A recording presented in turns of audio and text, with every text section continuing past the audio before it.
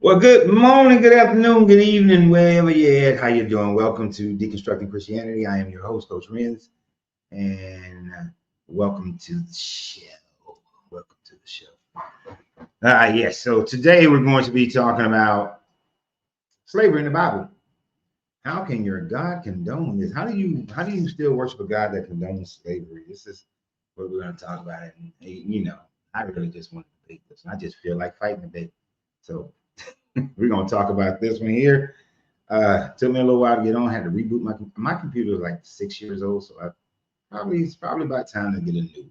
Probably time for a new one to come.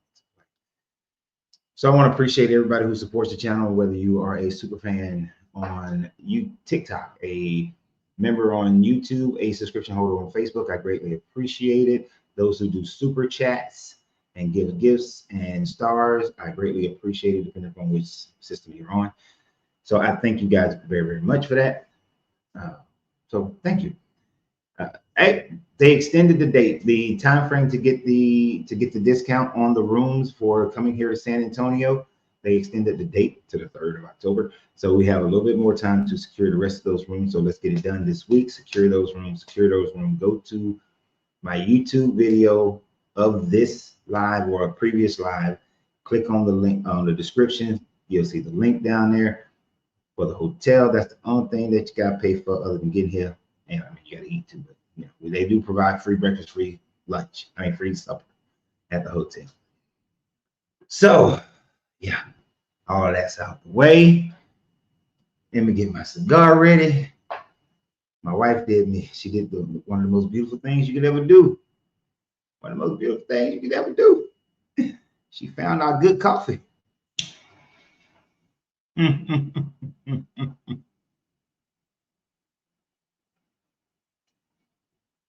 Y'all just don't know. We had to suffer through some mid coffee over the weekend because we couldn't find the good coffee. But she found the good coffee yesterday.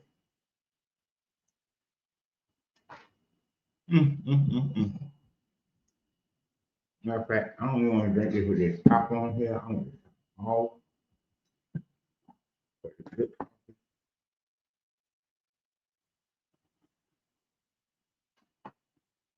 All right. All right. So, let me tell y'all, ain't nothing like a good cup of coffee. That's like a good cup of coffee. Gotta have that. Whew, good coffee and cigar. So, today we're going to be talking about the fact that the Bible could have banned slavery. The God of the Bible could have banned slavery, but instead he chose to ban a whole bunch of other arbitrary, stupid shit that do not make sense within our culture and in our mindset, that does not and has never made sense. And the fact that anyone who would still participate in believing in this Bible that condones slavery just shows how socially demented you are, because you're going to do one of two things. You're going to find it acceptable for that time frame, and that God has changed is how you're going to quantify that, or you're going to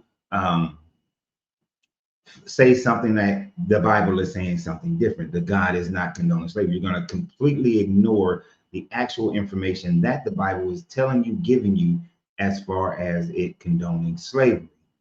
So you're either going to lie to yourself, or you're going to tell a big ass lie to yourself.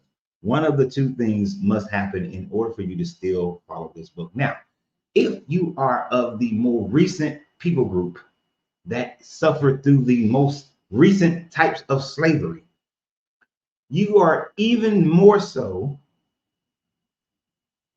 a dimwit if you still follow this book that condoned the exact type of slavery that was followed more recently in human history. And if you are a person whose family history goes and the history of their time frame of slavery is so far back that it doesn't even matter now, because now your society is on top, you're still kind of dumb. No, there is absolutely no way any person in our higher moral world today should be willing to follow the Bible, since the Bible, for the one simple fact that the Bible condones slavery. Now, before we get started, I know how these people are. And I know I'm going to have to repeat this 11 times. But let me go ahead and say it right now. If you were to go into your Bible, right? And all you have to do is read Leviticus 25, right? That's all you have to do. But you have to actually read it, right? Which many of them do not do. They read certain parts of Leviticus 25 and think that they understand that what it is talking about, that it is talking about indentured servitude. This is only when you're reading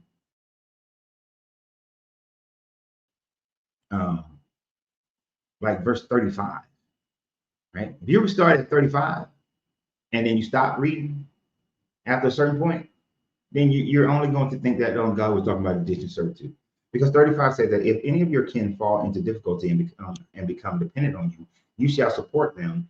They will live with you as though a resident alien. Do not take interest in advance or otherwise make a profit with them, but fear your God. Let them live with you.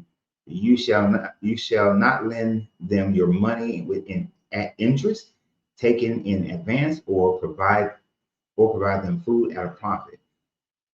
I am your Lord, your God, who brought you out of the land of Egypt to give you the land of Canaan to be your God. If any of your dependents, 39, if any of your dependents become so impoverished that they sell themselves to you, you shall not make them serve as slaves. They shall remain with you as hired or bound laborers. They shall serve with you until the year of Jubilee. Then they and their children with them shall go out from your authority. They shall go back to their family and return to their ancestral properties. This is talking about, that's indentured servitude. That's Hebrew to Hebrew.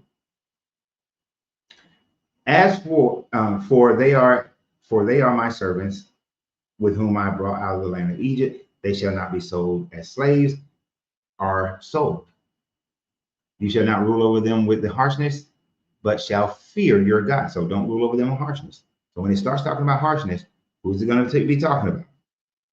As for, now 44 is where they see they don't like to go to 44. As for your male and female slaves, whom you may have, it is from the nations around you that you may acquire male and female slaves. You may also acquire them from among the aliens residing with you, from their families who are with you who have been born in your land. They may be your property. You may keep them as a possession for your children after you, for them to inherit as property. These you may treat as slaves. What is the treat as slaves? If you go back up there, where it talks about you shall not rule over them harshly as you would a slave. Remember it said that? You should not rule over them harshly as you would a slave. But here it says you may treat them as a slave. But as for your fellow Israelites, reiterating the point, as for your fellow Israelite, you shall not rule over the other with harshness. So you can treat a slave harsh. So I want you to think about this. Now, a lot of black people have problems. A lot of black Christians have problems with this. A lot of black Christians have problems with this. Did that passage in the Bible, where do you buy your slaves from? Right? Where do you get your slaves from? From foreigners, foreign lands, the foreigners who live amongst you, but not from your own tribe. So when the Europeans went down to Africa and they got some slaves, right? Were those their own tribesmen or were those foreigners? Were those foreigners? When they got them their slaves from Africa, or the slaves that they got in America, were those slaves, right? Isn't that not exactly how the Bible is saying it? That from the foreign nations and the foreigners that live amongst you, you may buy your male and female slaves that you may own as property. that you can treat as a slave, but do not treat your fellow Israelites harshly, because you can treat a slave harshly. So that's what they did. So the Europeans did it the same way the Bible says for you to do it. The Europeans did it exactly how the Bible says for you to do it, exactly how slavery should go. And they owned them as property. If they had a paperwork, own them as property, pass them down as property to the next generation. They did. We got tons of paperwork to demonstrate that they did. So the transatlantic slave trade was exactly how the Bible denotes that you're supposed to do your slavery. It said that you can treat them as slaves, but for your fellow Israelites, do not treat them as slaves. Do not treat them harshly. So that means you can treat a slave harshly. Well, we can go to the next part where it says that if you beat your slave, as long as they get up within a couple of days, as long as they don't die. And people like to say as long as they get up. It's not as long as they get up. It's actually as long as they don't die within a couple of days. Right. Oh, and I knew it was gonna get it. Hunter. Someone doesn't understand slavery thousands of years ago compared to chattel slavery. What is the definition of chattel slavery? See, there's always there's always some of them in there who always want to try to throw off the shackles of the transatlantic slave trade, the chattel slavery, the transatlantic slavery trade, and the slave trade of the Bible. Right. Property. Chattel slavery means that you own a person for their entire life and you can pass them down as any other property. As much as if I can pass this cup of great coffee down to my children as property, movable property, inherited. That's what chattel slavery is. And what is it that the Bible just said in Leviticus 25? That you own them as property and pass them down to your children, and really just to your son, because the Bible don't really get two shits about you women, but you can pass them down to your son as property. That is what chattel means. So I love when they come up here, black or white, and they try to justify, the Bible didn't say that. You trying to compare the transatlantic slavery to the Bible. Them what Christians? They didn't act in a Christian way. They did it just like your Leviticus says. Just as Leviticus says to do it, that is exactly how it was done.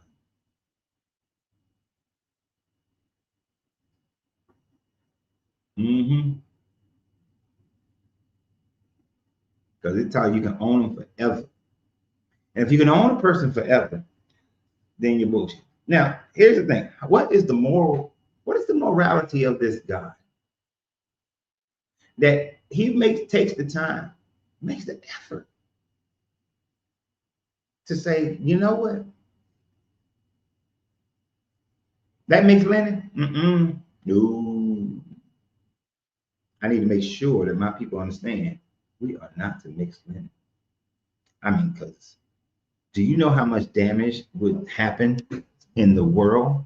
How much society would collapse if you were to mix linen? Do you not understand how important it is not to mix the linen? Right? Mixing linen is so important that this God made sure to put a rule against it. But he didn't really care about owning humans. Owning humans, that's good. It's fine. I mean, because he planned on owning humans. When they went and they took the so-called promised land. If you can't beat them, enslave them. If you can't kill all of them, enslave them.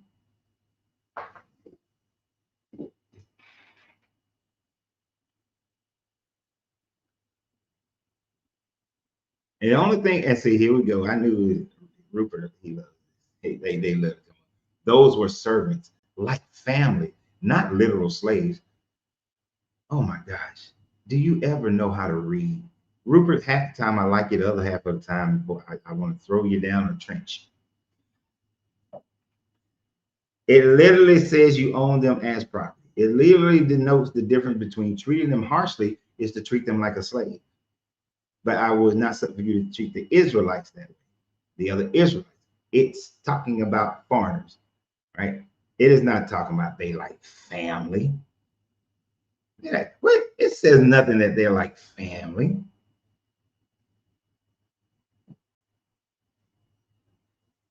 But he gonna have something to say about that mixed linen though.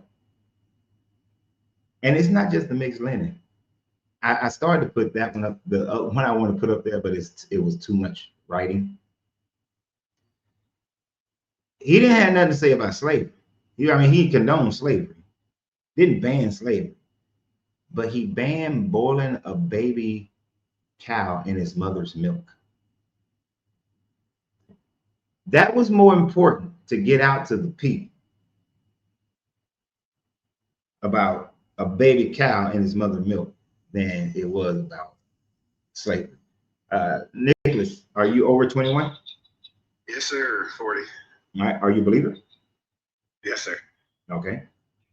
So what is the moral implication of a God who would condone slavery, but yet he has a problem with mixed linen, boiling a baby cow in his mother's milk? Those were more important than people being enslaved. Yeah, I mean, I like to think of it like this because I hate to say we could talk about a million things that look bad in the Old Testament, but I think one way of framing it helps. The Old Testament was to show us what the law is, which in my opinion is kind of like what fair is. So if you have a tribe that goes, or a country that kidnaps your children, does awful things to them, it is fair to be able to do the other thing to them. It is an equal eye for an eye situation, but it's not necessarily what God wants us to do, as described in Christ. Okay, so the Old Testament part speaks nothing of somebody going and kidnapping your children and you doing something back. This just says you can just go and buy them as slave. You got some echoes, something going in. But this just says you go and buy them. This is nothing about warfare or kidnapping. This is simply you just go buy some slaves. Well, I think that was happening to them as well, right? So no, they'd have no, people that was kidnapping no. This is during the time frame of the Exodus when they have left Egypt. So they was wandering around, setting up their rules for how they're going to govern themselves once they get into the promised land. Do you have me on speaker or something? I do. I mean, it's on my phone, and I don't know. I'm hearing an echo too. I'm sorry, but I'm not sure what's going on with it. But yeah, so they're at war or something like that, or somebody attacked them.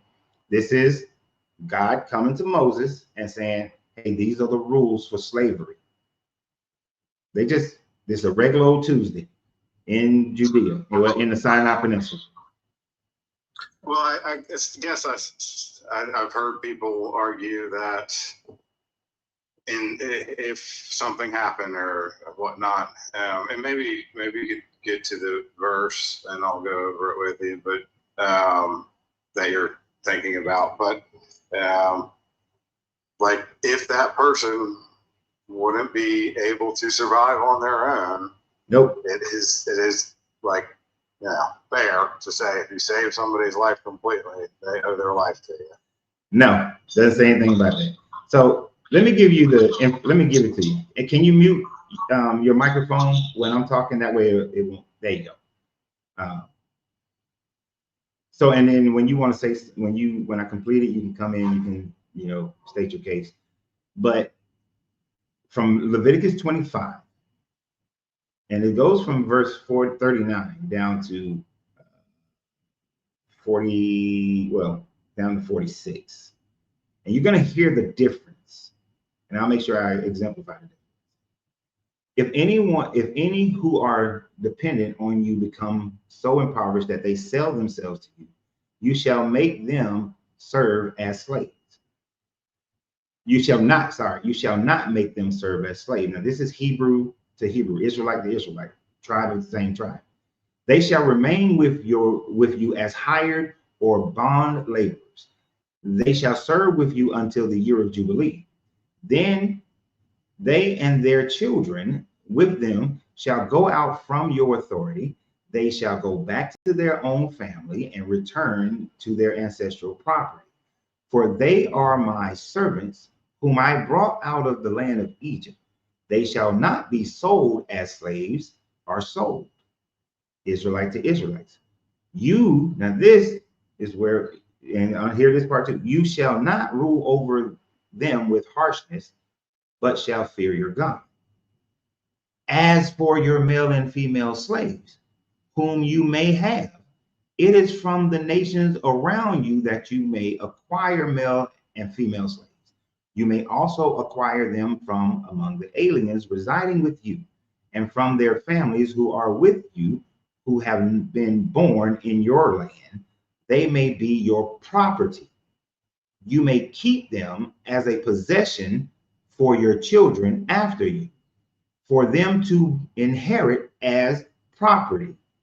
These you may treat as slaves. And remember in 43, it said you may not rule over them with harshness, but with fear of the God. So you may not rule them with slavery. But these you may treat as slaves. But as for your fellow Israelites, no one shall rule over the other with harshness. Yeah, I think the first sentence said it with the whole, if they're, they're willingly, or in a certain situation, I forget what the key word was there with that first sentence, that kind of said that they needed, it was necessary for them to be in that situation to survive, in a sense. And then the difference between one, like a citizen and a foreigner, I would just say that the citizen has the more rights because their parents pay taxes, right? And so those taxes went into social programs that help people. No, you're Americanizing that last part. That's Americanizing to a sense, but it doesn't mean that it's necessarily wrong. So you don't think it's wrong that you can go and buy a person and own them as property and pass them down to your son? I don't think it's right, but like I said, what is fair is a different question. What is fair? I understand. What'd you say? What is fair? Meaning, if somebody does something to you, you know. This ain't got nothing. This just is kind of thing. And what is fair could also mean that, again, So you think it's fair to go and buy somebody? If there's a situation that I could buy a person in another country that is going to die, I would do it. I would buy that person. Why does there? You see how you're adding to the storyline? There's nothing in here that says, oh, the other people are in jeopardy. I don't see where it doesn't say that they are in jeopardy, or why would they not? Why would it not be like that? Part of it is if somebody has sold themselves off into slavery in some other land or whatnot, and if that person is going to, let's say, be better off by me buying them. I know it sounds awful, but it's still if it's better for them and they get to survive. What is the wrong thing? Just because the law says it's a buy rather than, I don't know, humanitarian effort to bring somebody from a bad situation. Nicholas, I don't know what your hereditary background is, but I'm gonna say it like this: you are demonstrating the white supremacist colonial mind that decimated this world. Because it was white colonists out of Europe and missionaries who went into peaceful areas of people who was living their life, enjoying themselves, but felt like, oh, we got to bring you civilization because you're suffering and because you don't have this and you don't have that.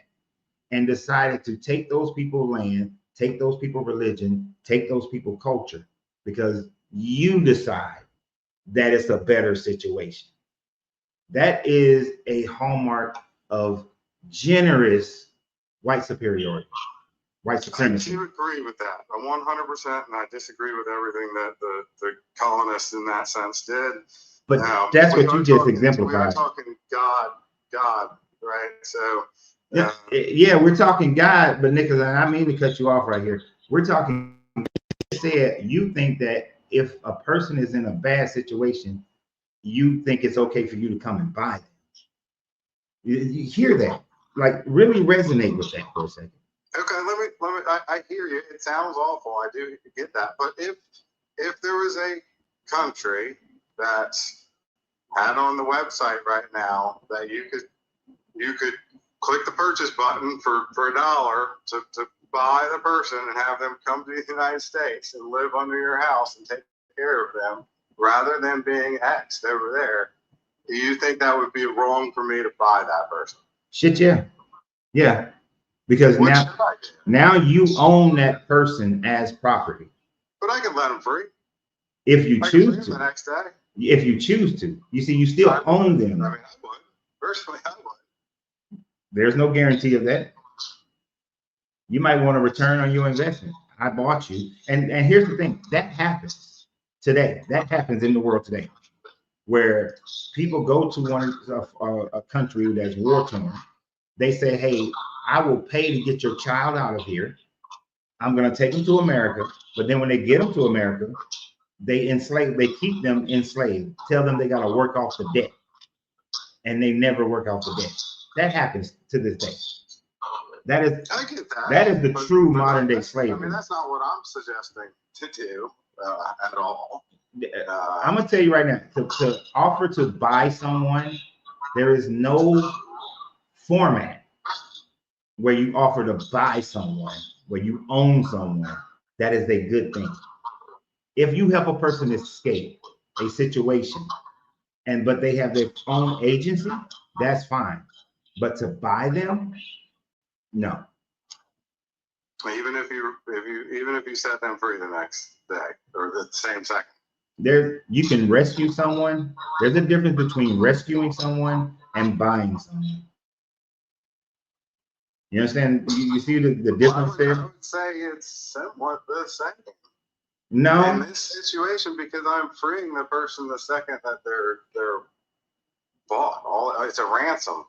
It's a ransom. And I'm paying the ransom. When I went to the refugee camps in South Sudan, and people attacked that refugee camp, I didn't buy those people's freedom. I rescued those people's freedom. Me and the people that was with me, we rescued their freedom.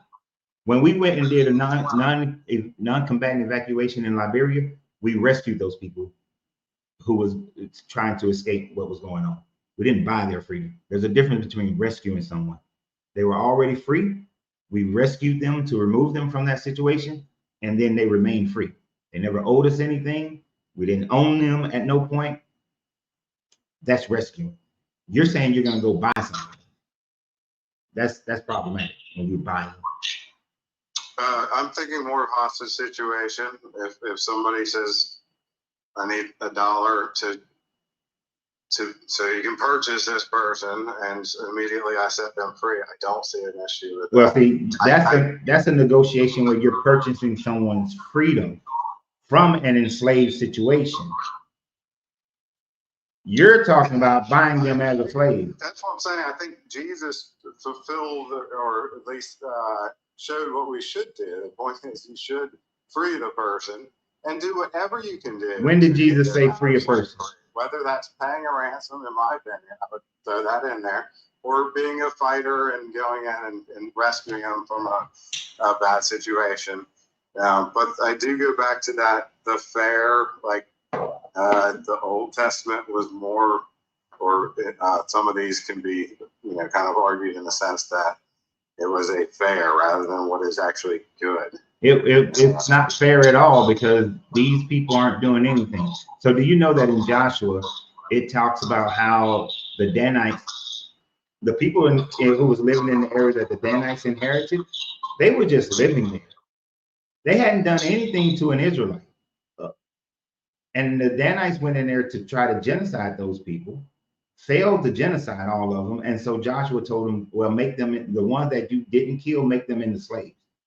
Those people hadn't done anything to the Israelites, but they were genocided and then they were made into slaves. Yeah, I'd have to look into that one. From what I've kind of looked into, it seems like if a country does this, or it's not a country, if a tribe or whatever does something to you, then it's fair. It's not that it's right. It's fair. If they have these laws and you ask for laws that that's why we got the kings and judges and stuff. We wanted to Nicholas to make it fair. If they're doing this, what makes it fair for them? Nicholas What can we do to respond and to be fair? So, Nicholas, I fear you don't know your Bible that you believe in. I'm not trying to be mean, trying to sound harsh to you or anything like that, but I want you, let's go down a pathway, okay? This is Q&A, okay? You believe in the Bible, right? How long were, according to the Bible, how long were the Israelites in Egypt? I don't know. All right, so about 430 years. They were supposedly in Egypt, right? But then they exodus out of Egypt, right? Yeah. They walking around the Sinai Peninsula for 40 years, right? So, and then Moses dies, and then Joshua is told to go and take Jericho, right? Jericho, God tells them to kill everything that has breath and burn the city down, right? I think so. So the Israelites were in Egypt for 430 years. What did the people of Jericho do so that there was parity of fairness in them being genocided? What did they do to the Israelites?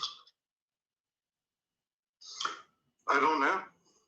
But I also would add on to that it's not all that. That's what I'm saying. It's not, the whole Old Testament isn't just that claim that I was saying about making it fair or whatnot.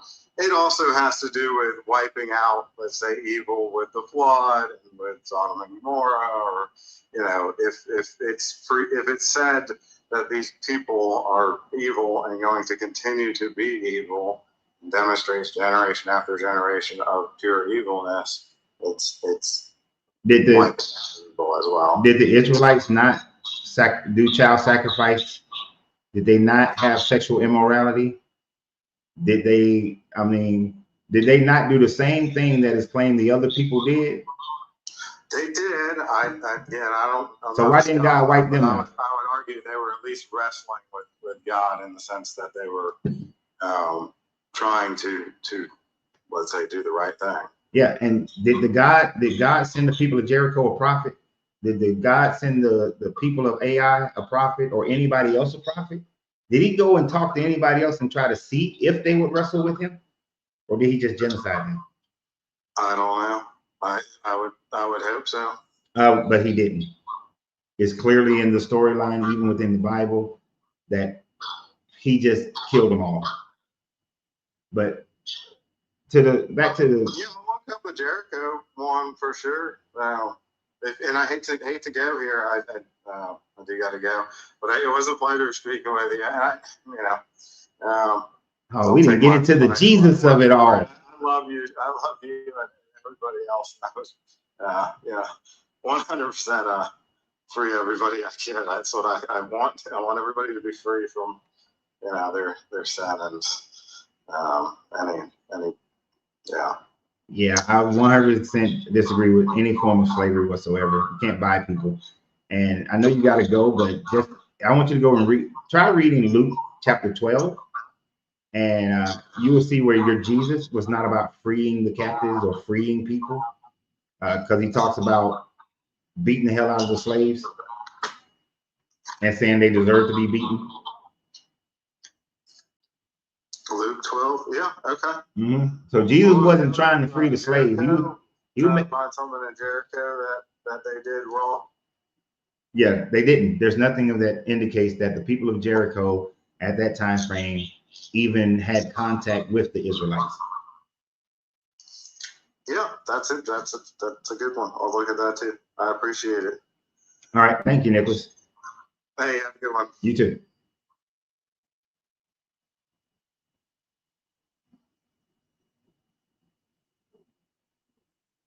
Yeah. I think one of the things that I hope Nicholas does go when he researches things for himself, but also, trying to creating justifications. Those people might have been in a bad situation. The people who was living in Jericho were not in a bad situation. They were doing their own thing. The people who was in the area that the Danites were given by this God, they were doing their own thing. They were living their life fantastic. This God interrupted those people's lives and said, "Oh, Joshua was like, this is our land." Joshua was no more than a warlord, and took those people land and then said, "Well, if you can't kill them all, make them into slaves. And then for the people who are around you, make them into slaves." So,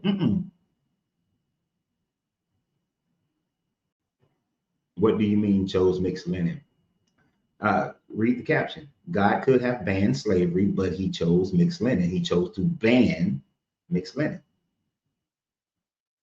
Come on now. Come on, people. I don't think that's confusing. I know I'm being an ass about that. I'm sorry. I'm sorry. I sounded like an ass about that. My apologies, sis. My apologies.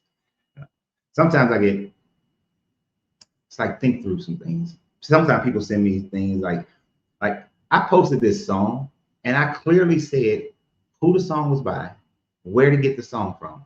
And people in the comments were like, "Where can I find this song?" It was on the fucking screen the whole time. So excuse me, that was uncalled for, sis. My bad. My bad.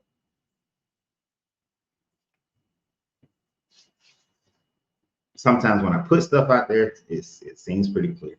God could have banned slavery, but he chose mixed linen. He chose to ban mixed linen. That's how crazy this God is. That's how immoral this God is.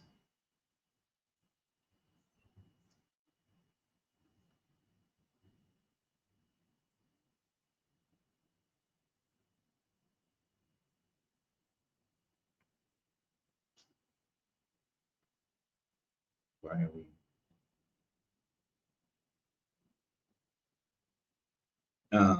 This is a very long comment that Unusa. I think I'm saying. Please forgive me if I'm butchering the hell out of your name, Unusa. But it said that the great story of the Bible never showed any African groups identified as prominent like the way they mentioned all the other tribes of Israel. Letters. Look at Paul's letters. None was written to any African group or leaders of a clan. The question now is that why are we praying to ancestors of the Israelites and not to our ancestors? Now, I don't believe in praying to anybody, but I understand what you're saying. I'm not going to, why would I? All of a sudden, knowing that my family history comes from a little teeny bit of indigenous America, a little teeny bit of the Scottish, but the overwhelming majority coming from West Africa. It ain't got shit to do with nobody in the Mediterranean. Like the Mediterranean cultures has nothing to do with my makeup. Why in the hell would I adopt a god from there? Unless it was pushed on my ancestors through slavery. Unless it was forced onto my ancestors. That is the only reason why people still believe that you believe in this book. Your ancestors at some time frame was forced into it. My Scottish ancestors, the Scots, they were forced into it. They were pushed by the damn English. Them Anglicans pushed them into it, and they become Christians. They become Christians because of them fuckers. And then when they come to America, and Jack Reed or John Reed, whichever one fucker, that Irish bastard who came, he then saw that black lady. Eh? He saw her. Yeah, she was Yoruba. That it, and he saw her and he said, "Oh, look at the black skin on her. She looks so good." Yeah, and when he saw that good-looking skin, he could not resist it, and so he got with that black woman. Yeah, and then they had the baby, and then the baby turned out to be mulatto, what they call it. But he saw that black skin, and he was like, "Oh, this is so nice." But she was forced into the Christianity, yeah? And it took away her religion. But Jack was forced. She was forced. The one little piece of native in my family forced because they from that 5 civilized tribes bullshit. They also bought a black slave, and that's how the Indian part got in my family, because they bought a black slave.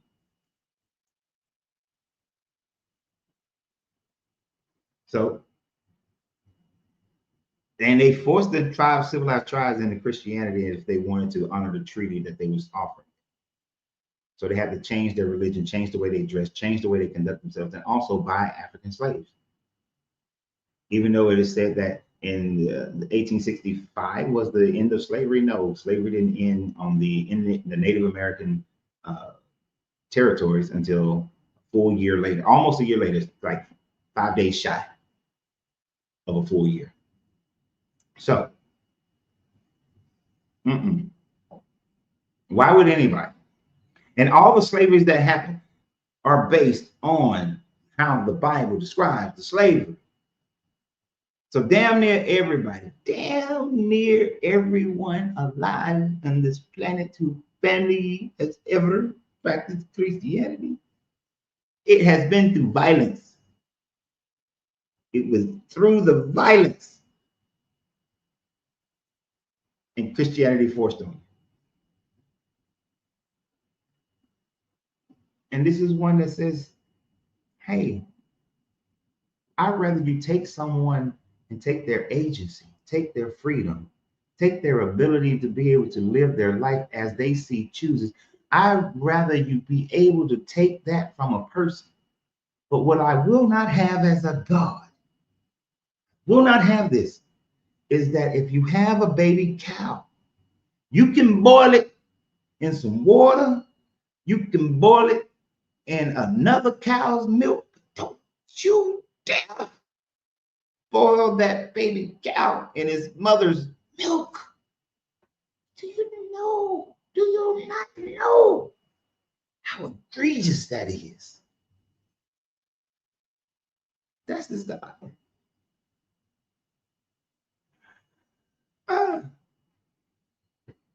Oh, and y'all love to bring up. There's scripture against stealing a person. That ain't got nothing to do with Leviticus 25. It ain't got nothing to do. You're talking to somebody else at midnight stuff. But that ain't got nothing to do with Leviticus 25. I realize you weren't talking to me, but it ain't got nothing to do with Leviticus 25. Anything about stealing another man, stealing another person, that's Israelite to Israelite. That ain't got nothing to do with, hey, we're gonna go over to this other country and we're gonna take these people. Hey, we're gonna go over to this other country and we're gonna buy these people. And you got to remember that the transatlantic slave trade initially started, and for the most part, they purchased. They purchased. Hey, I give you these guns, you give us some slaves. Give you these guns, give us some slaves. I ain't never heard this one. It's a dude on TikTok, y'all, Dark Slayer.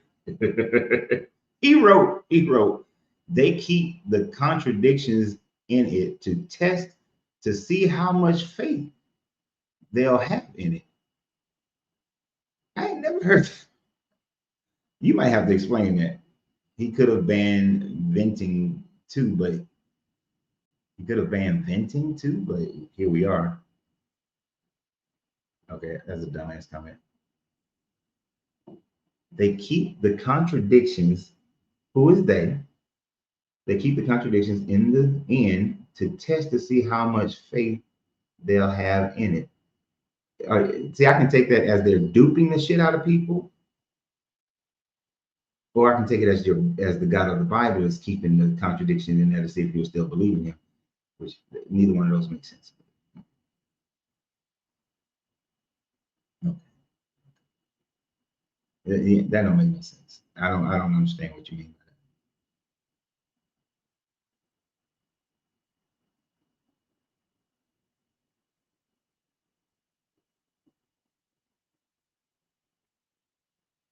Because if you're saying that the Bible, the God of the Bible condoning slavery, but then banning these minuscule things is a test to see if people will keep believing in this God, that's about as dumb as the whole fruit in the garden test.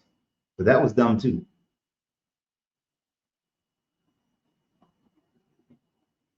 Right, Kevin said, for this God to know everything, he sure got to test a lot. If this God is supposed to be omni, if he omni everything, why did he have to test Abraham?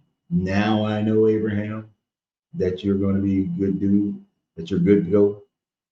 Let me send some angels into Sodom and Gomorrah just to make sure, because I hear the crying, but I don't know if it's actually going on.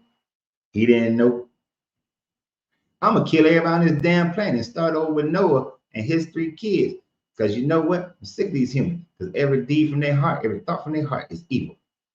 Flood them. Pah! Do the flood. Flood over. You know what? I regret making these motherfuckers, but I ain't gonna ever do this again. Because you know why? Because everything from man's heart is gonna be evil. And they just gonna keep doing this shit again. So here's a rainbow in the sky. Scott is he's a disaster. This God is truly a disaster of a creation. Right? And the fact that I find that people who believe in this God, there's a certain aspect of you that is a disaster. Like, I question your morality. I question whether or not you are capable of ultimately doing the correct moral thing. Yes, and that goes for every family member of mine that I love. I love to life. But I question, truly question them, because you would support a book. Now, you would support a book that would condone this. Now, the only grace that I will give in this is that most people don't read this book or understand this book. And so therefore they just got talking points. Like Nicholas was great being on here, but Nicholas just had talking points, has not read nor studied this book.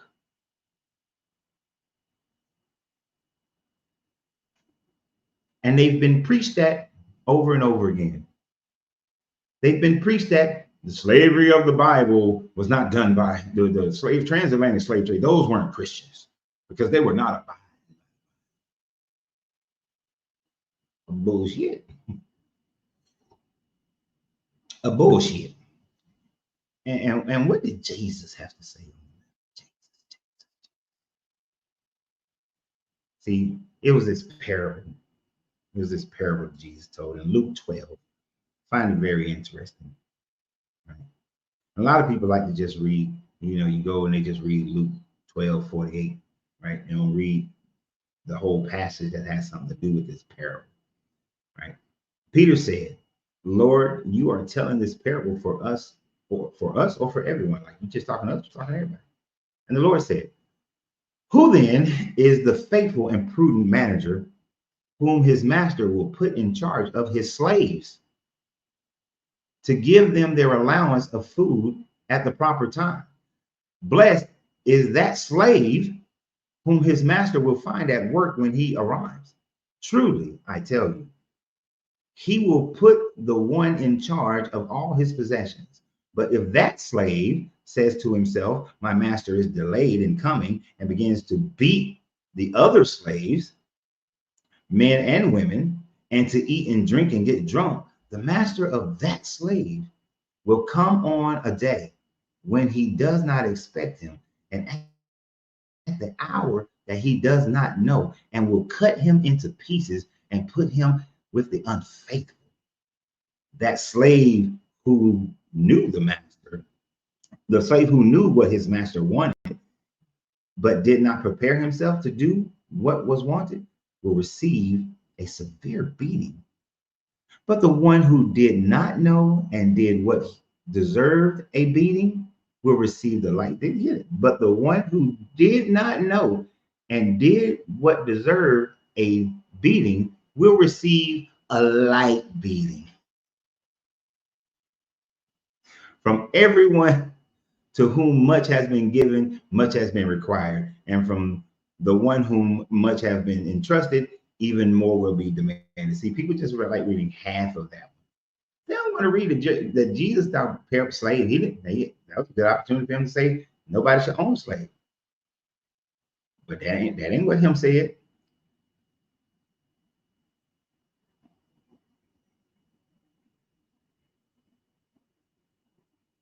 That is not what him said. Jesus was not a promoter of freedom from slavery. That would have been a good parable to talk about how one who had come to know the true understanding of the Lord, that no man should be owned by another man. That the slave master who comes into, like even with Paul, when he was talking to the slave owner and the slave on the mask, he could, is it Onassis, something like that. He could have told him, hey, look, instead, both of y'all are brothers in Jesus, and now both of y'all are brothers in Jesus. You should dissolve the slave and the master relationship and just have the brotherly love relationship. But no, he told him, go back to your master, but y'all should treat each other with a certain type of reverence, since you're both brothers in Christ now. So be a good slave, but also be a good master. See, they've had plenty of opportunities, but instead, because of the culture that they lived in during 1st, 2nd century BCE, oh, slavery was the norm. So we're going to maintain that.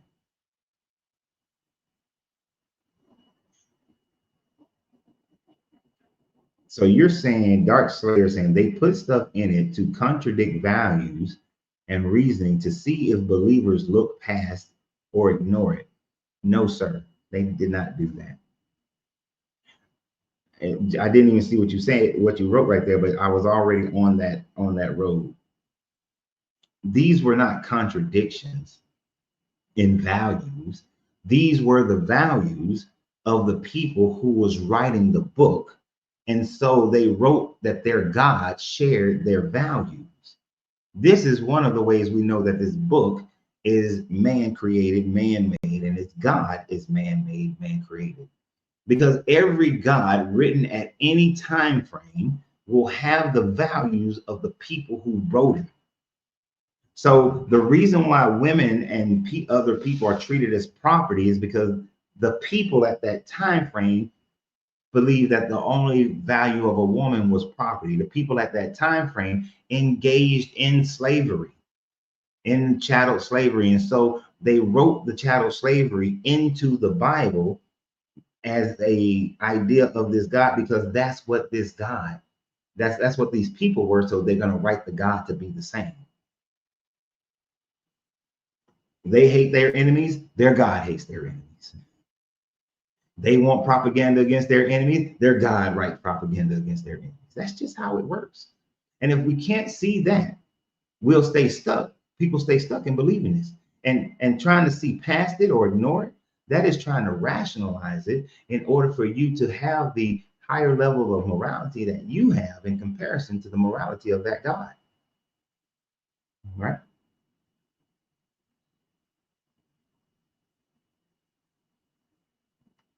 This is why I can always count on Isaac to put some stuff up there. 1 Peter 2:18 through 19. Slaves, be subject to your masters with all reverence, not only to those who are good and gentle, but also to those who are perverse. For this find God's favor. If because of the conscious towards God, someone endures hardship in suffering unjustly. So whether your master is good or bad, suffer. And if you suffer through the perversiveness, that is even more favor from this God.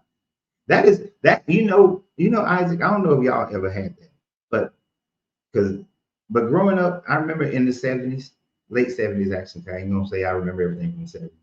I was born in 71, but late 70s, early 80s, pastors was preaching that the suffering that the black people was going through down in the South, that we was going through, because I'm from the South, that the suffering that we was going through, that God will justify us in our suffering, that we will find more favor in our suffering, that we will be let in first, because the last shall be first and the first shall be last for our suffering. Until my little smart ass got up there and said, I don't care if I go in first, I don't care if I go in last. I'm still getting in. So therefore, I want to be first on earth. I ain't trying to be last on earth. I ain't trying to suffer on earth so I can have the favor of being let in first. Still getting in. What does it matter if I go first or last? That's the dumbass okie doke they pull on me. That's the okie doke they pull on me.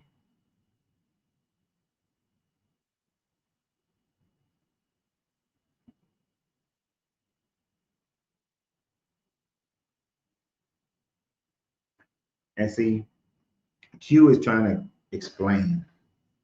Let me make sure I didn't miss the part that Q was trying to explain.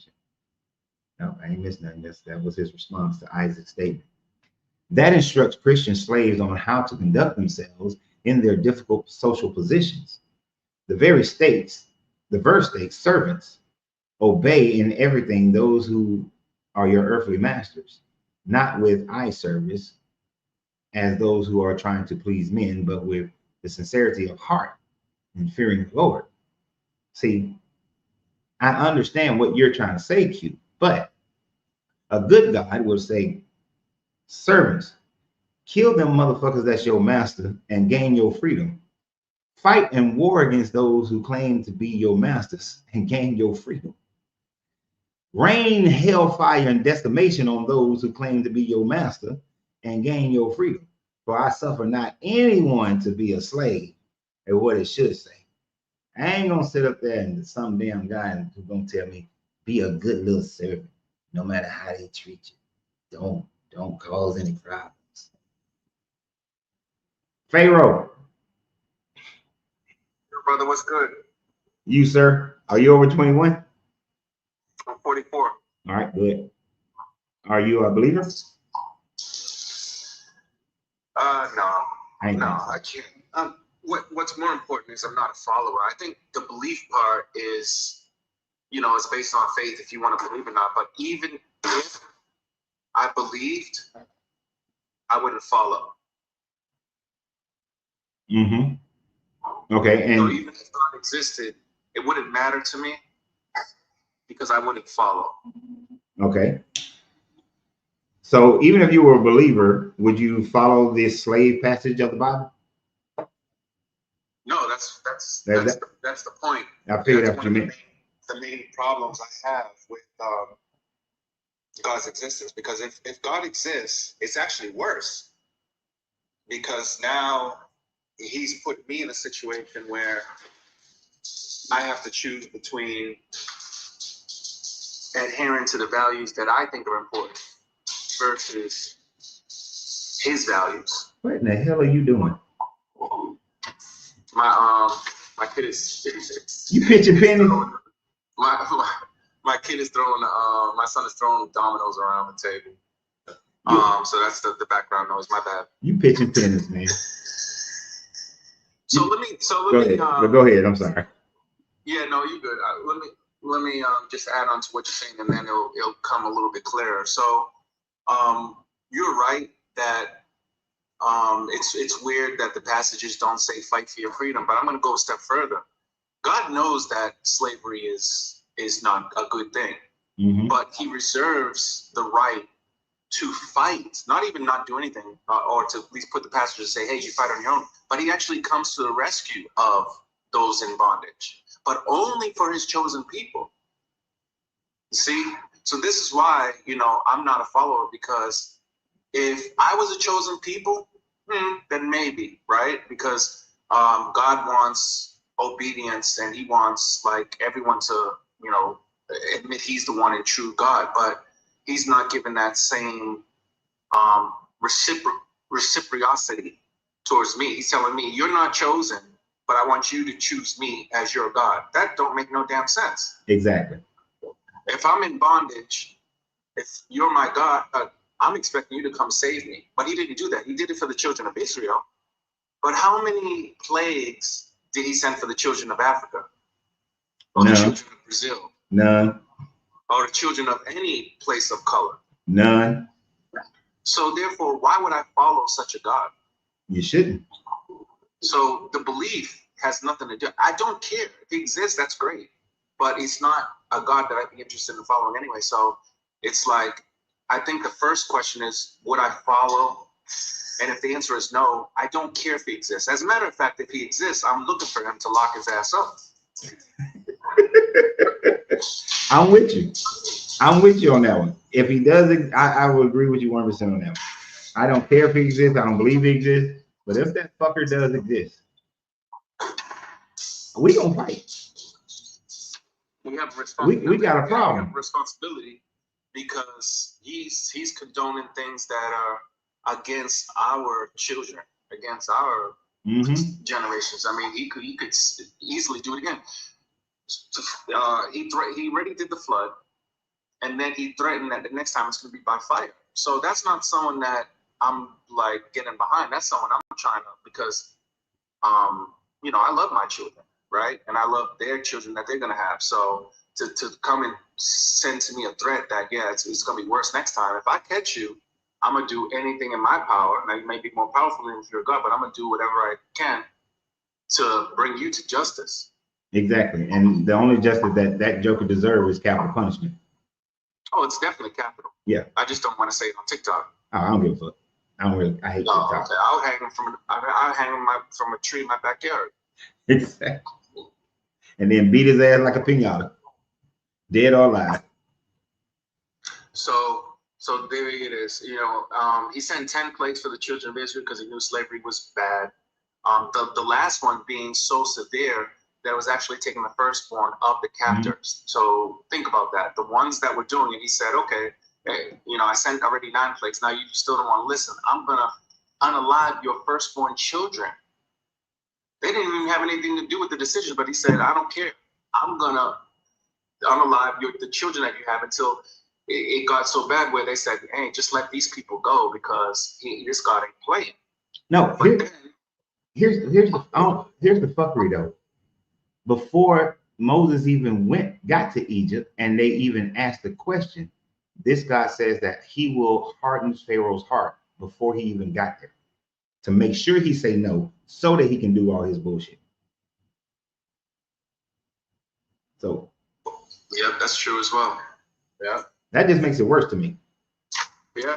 Pharaoh could have, on the first gambit, Pharaoh could have been like, yeah, y'all get the hell on. But he hardly talked. God just overall, this is why I don't believe. He's just a divisive God anyways. I mean, if you think about it, if God is the God of all children, regardless of their background, race, color, creed, whatever, then he would never have a chosen people in the first place. The chosen people should be those that do good. Exactly. The children that are chosen for me are the ones that do good. Shouldn't be trying to segregate or saying, certain children should be able to come into the covenant, certain children should be able to come into the church. That makes no sense. The fact that he went to a specific people revealed himself to Abraham, right? Because those people were following false gods, idols. They were doing all the wicked things that everyone else was doing. If you want to talk about the Egyptians and stuff like that, they were doing the same thing that the Egyptians were doing. Yeah. But God revealed himself to them and not the others, and then expected that everything is equal and those are my chosen people. That makes no sense to me. No, it doesn't. And it's just the worst type of parenting that you can come up with. Because although I may reward my children differently, I love my children equally. But their rewards that they get from me is based on how they have responded in their lives. How, what they have done with themselves, what decisions they've made, how they have grown in their maturity. Those things determine how I respond to them. Not, Sydney is my oldest, she's my favorite, and I'm just going to keep giving to her no matter how much fuckery she does. And the other two, I'm just gonna to hell with them. Even though they may be more mature than the oldest, more financially responsible, more civic in their mindset, but this is my chosen child. I would be called a piss poor parent if I did that. But instead, I raised them all with the equal amount of love. And, if I give something to one that I don't give to the others, because this one deserved it. They did something to deserve it. You haven't done that to deserve it. And I explained that to my, and that's the other part. I explained that to my children as they were growing, that, well, this one is getting this because these are the things that they did to accomplish this task or this behavior, and they deserve it. While you, on the other hand, been acting like an ass, and you don't deserve this over here. So you're not going to get as much as they are receiving because you don't deserve it. Now, if you want this, then if you want to receive this from me, then this is what you have to do in order to obtain it. So I give all of them the roadmap instead of just saying, oh, these are my chosen ones, I'm just going to beat the shit and destroy these other people, which is how this guy acts. And that's supposed to be a guy that everybody is supposed to love. Why would I expect my son to love me if I put my son in slavery, allow him to stay in slavery, be beaten and genocided in slavery, and then expect him to still love me?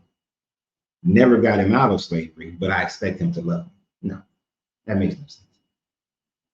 Makes no sense. And full disclosure, I'll be straight up. Like, I was a believer. I was raised, as a child of Christian and everything. So I believed wholeheartedly. But when I became a father, see, I think, like, if you're a father or responsible father or responsible mother, you can't, like, there's huge contradictions. You can't, like, ignore them. If you're a child or you're a young adult and you don't have children, I get it. The Bible makes sense, before I was a father. But after, when you become a father, you recognize good fathers is not. Being a father is not easy. So And for Deuteronomy 23, chapter 23, verse 2 was the one that was one of the first ones that was like, nah. Something is wrong here. What that says is, it says, basically, a bastard child has no business in my synagogue or a place close to the Lord. A bastard child is said. Now, if you think about that as a father, you and you're a good father, you have to be outraged. Yeah. Because you recognize that all children, even the children that are not your own, are all equal when born. They didn't have any decision-making power to decide if, when they were born into this world, that their mother and father are going to be either engaged to be married or married. That has nothing to do with the child.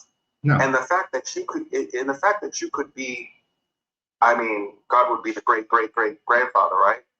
Any type of father or connection to a father or a grandfather, and say those words, you just put yourself in a situation where you will never see that child again. If you're a good parent, if If your father comes to you and says, I don't want that kid around me because you weren't married to the mother, you'll say, oh, okay, bet. You'll never see this child in your lifetime. You know what I mean? Yeah. Because that's an attack on the child that had nothing to do with anything. You're supposed to love that child regardless. And if you're a really good father or grandparent, what you're going to say is the opposite. You're going to say, those children that were married, that had parents, are going to come to my house. And the kids that are not are going to come to my house. Plus, on Saturdays, I want them here a little bit extra time. Because I want to make sure that the mistakes that their parents made, right? If you're so up on this that, you know, a child should be born to parents that are married, I'm going to spend extra time with them to make sure I instill the values of, you know, of marriage or you know, being together to have a child. If that's so important to you, you would want to instill that in your grandchildren so they don't make the same mistake if you consider it a mistake. But instead, he says, no, they're not going to be allowed to come into the place of worship or the synagogue at all. That to me signal like, nah, there's something wrong here. There's something wrong. Not only at that point, I'm gonna tell you, I came to realize that when I was about 13, 14 years old. Now, I grew up Christian, tried my damnedest to be Christian and, you know, be a deacon and all that kind of shit. But I was about 12, 13 when I read that passage. And when I tell you that hurt me to my core, and I probably needed therapy at that moment, because here's my little story, and I'm not mad at my parents at all for it. So me and my sister, we have different fathers, right? My mother married my sister's father. They never got a divorce. They never got a legal divorce. They separated. They lived their whole lives, but they never got a divorce. And so my mom went on with her life, and she met my dad, and then, you know, I was born. So technically, I'm born a 2 times bastard. 1, out of adultery, and 2, out of not being married, right? So I'm a 2-time bastard.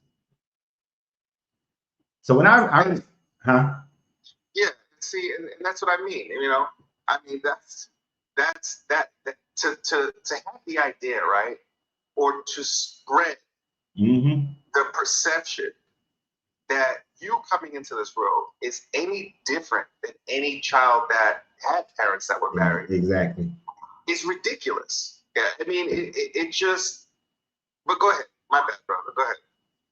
So, and where I was going to go with it is that when I read that, and then as I kept, you know, even though people try to explain it away to me, oh God, Jesus died for your sins and all this kind of stuff, it's kind of still stuck with me. And so and I'm using my sister as the example. I mean, I have a brother as well, but I'm using my sister as a primary example. But as we grew into our adulthoods and we started having children and all these sort of things, I will say I was the better Christian, way better Christian than my sister.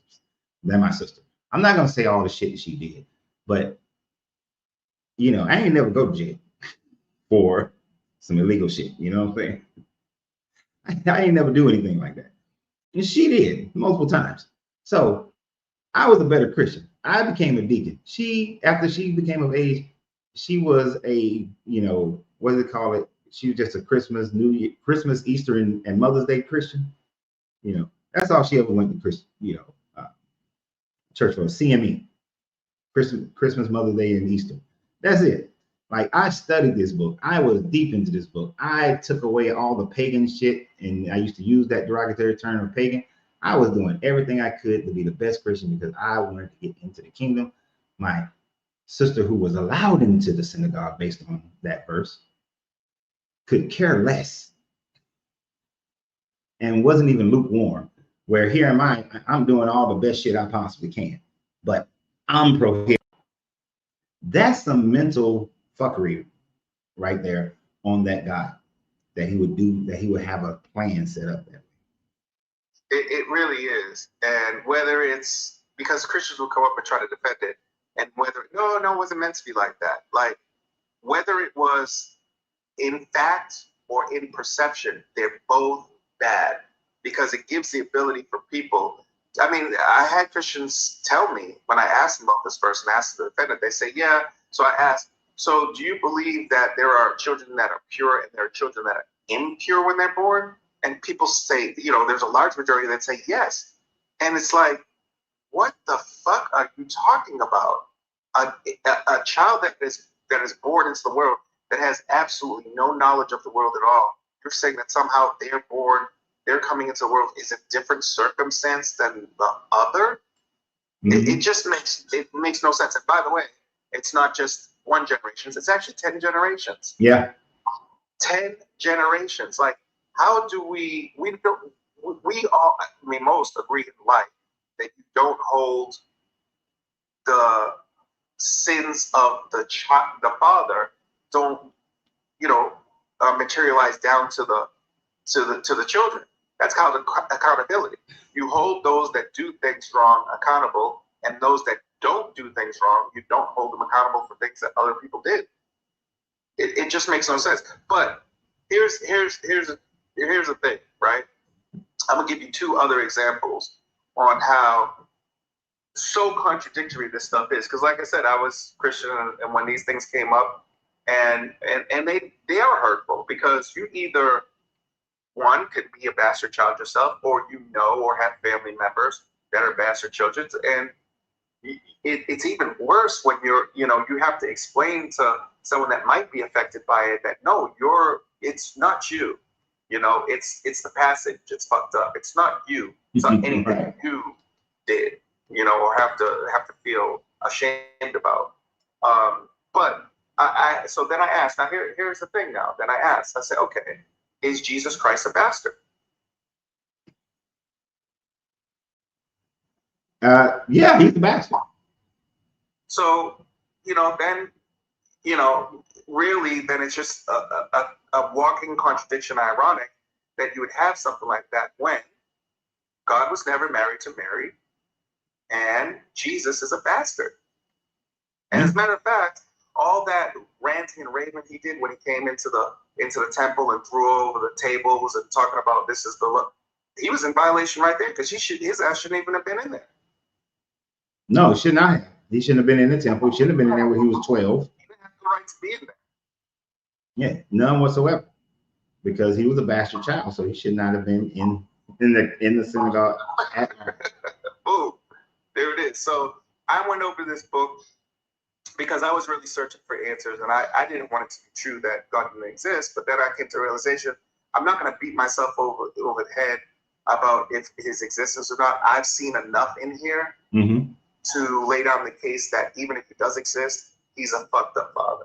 He's not someone that should be followed at all. And the religious dogma within there shouldn't be followed.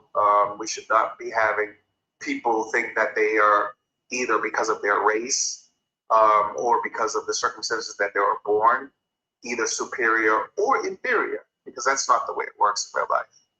You judge people by their character and what they do with the circumstances that they're given. You don't judge them based on the circumstances that they came into. Right. No, I agree with you. I appreciate you coming up. Let me get some of these other people in the waiting rooms. Yeah.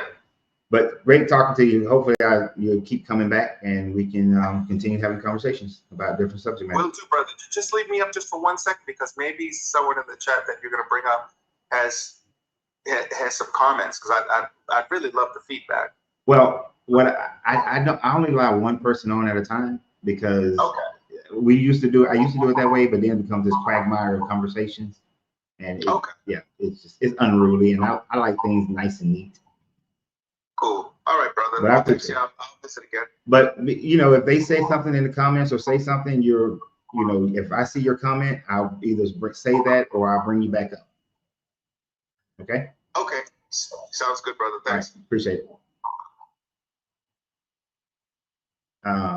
Before I bring the next person up, I saw something. I forgot who said it, but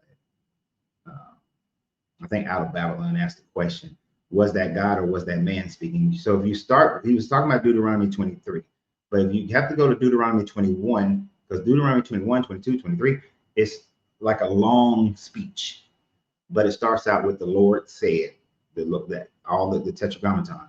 So it's talking about the whole big God thing. But so that whole thing about Deuteronomy 23 is this God speaking. Can you hear me? Hello? In New York 100. Gotcha.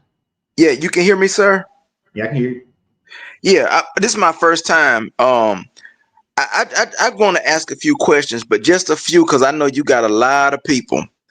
The thing about I have many YouTube accounts, but on one of my old YouTube accounts, I tried to look at one of your videos, and now with this ID verification, they want to see my ID just to look at your videos. YouTube has got this ID verification where you got to give them your ID or a credit card. So this account, they're not asking for it, but I'm just saying you might have trouble with this ID verification. They're making everybody, they pretty much give you either their ID or their credit card number. I'm not gonna give YouTube my ID or my credit card number to look at a video. I'm sorry. Well, my page is set not for children, so that may be the only reason why that's being asked. I do recall a time frame where YouTube, because of the federal government, was saying that they had to. So when YouTube had to make a change, I forgot how many years ago, they felt like YouTube was exploiting children or putting children in front of things that they shouldn't see. This is when children pages got demonetized. So I think this was around 2017, 2018. You then have to verify your age and your channel on your channel. I know I had to verify the age of my age on my channel, and then I also had to set it where my information is not for children. So that might be why one of your pages isn't allowed to see it, because it hasn't verified you on that page to be over 18. Yes, sir. But I was just saying, to anybody, don't give these people your ID or your credit card. To me, that's mass surveillance. But this is my second thing. I know you cover Christianity, but I want to say, man, it's a cult out there. It's a guy, he claims to be a god. He don't even know how to speak Arabic or anything. He runs a cult called the New Nation of Islam. His name is Marvin Muhammad. He's in Mississippi, and this man's around children. And I've heard stories about this guy. His name is Marvin Muhammad. Okay.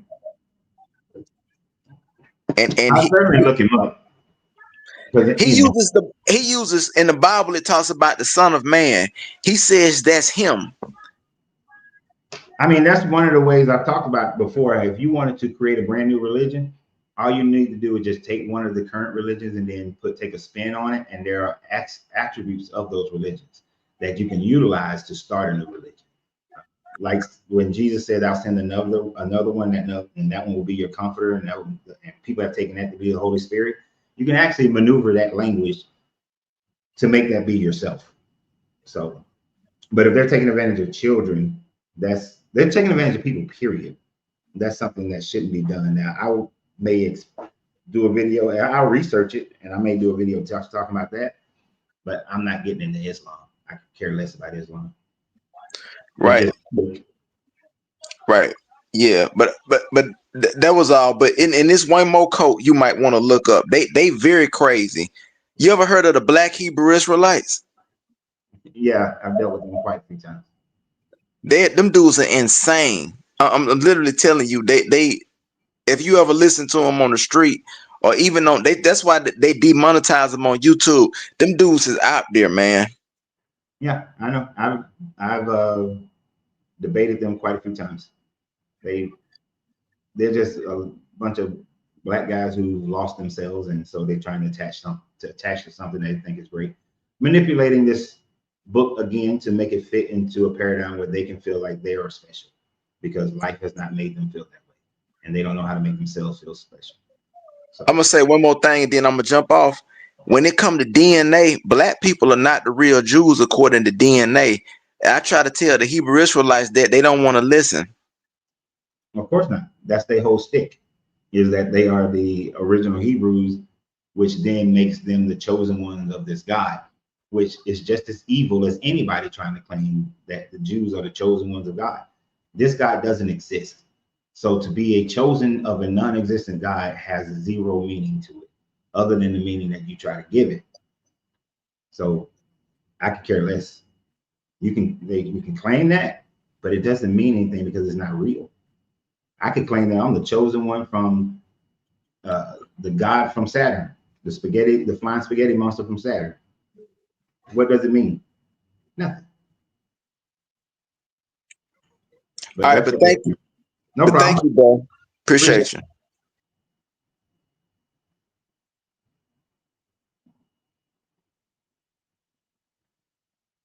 Gray matter. But we're gonna see gray matter. Gray matter. Are you over 21? I can't hear you. I'm way past 21. Come closer to the microphone. Can you hear me now? Barely. There's like noise. Okay, There's. let me remove my headset. I think it's the headset. Let me remove the headset. How about now, sir? It's pretty much same way, and it sounds like you by a road or something. How about now? That's better. Okay. I think it's our network. It's been tripping since this morning, so I apologize for that. Anyway, I saw your prompt, and I listened to the discussion you had with the gentleman just now. And I would like to ask you, are you, since I joined like say 10 minutes ago, 15 minutes ago, so I didn't really capture what it's all about, but I believe it is something to do with the prompt, right? Something to do with the what? Sorry? Something to do with. Something to do with what your prompt is. Yeah. Yeah, no, so obviously you're not Christian, right? Nope. Okay, so I am. So, but what I would like to say is that, based on your prompt is, why would it be so far-fetched that God would choose a specific person? Let's make it an individual now, like one person, and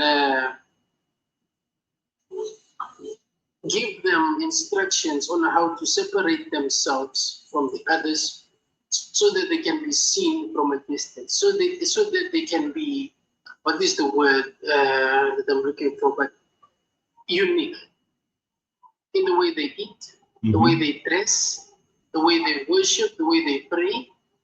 Why is it so far-fetched? Why is it wrong in your eyes that's something like that can occur from a God that created human beings?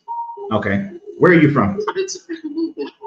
I'm from Namibia. I'm from Africa, like right. Southern part of Africa. I'm from Namibia. Right. So you're from Namibia, right? Yeah. Abraham was where? Yes. Where was Abraham? Abraham was in I believe it to be the Arab nation in the beginning. I'm not 100% sure, but I'm 100% sure that it was somewhere in the. Right. So he was in the Mediterranean. So how could any of your ancestors, prior to the colonization of Namibia, how would any of your ancestors ever been able to witness, see, or understand what was going on with Abraham? And for thousands of years, for thousands of years, they never saw anything that Abraham was doing, right? They never saw anything that Noah was doing, that Joshua was doing, David is doing, Solomon, all the other kings that followed. They never saw anything that Jesus was doing, or Paul, or any of the church fathers after that. any of what the popes was doing. They never saw anything until European colonists in the 1500s, 15 and 1600s came down to Namibia. So what you're saying is, what I see the fault in is your God trying to set up, the way you were saying it, a process for people to see them separate themselves, how they eat, how they live. But you have literally millions upon millions of Namibians for over thousands of years. They never saw anything. Is that a good plan? Is that a loving God that's your ancestors, the Namibians, to see, to believe in him? Yeah. So, let me ask you this. Right? No, answer that question. Answer that question. Is that a good God, a loving God, a good plan of that God?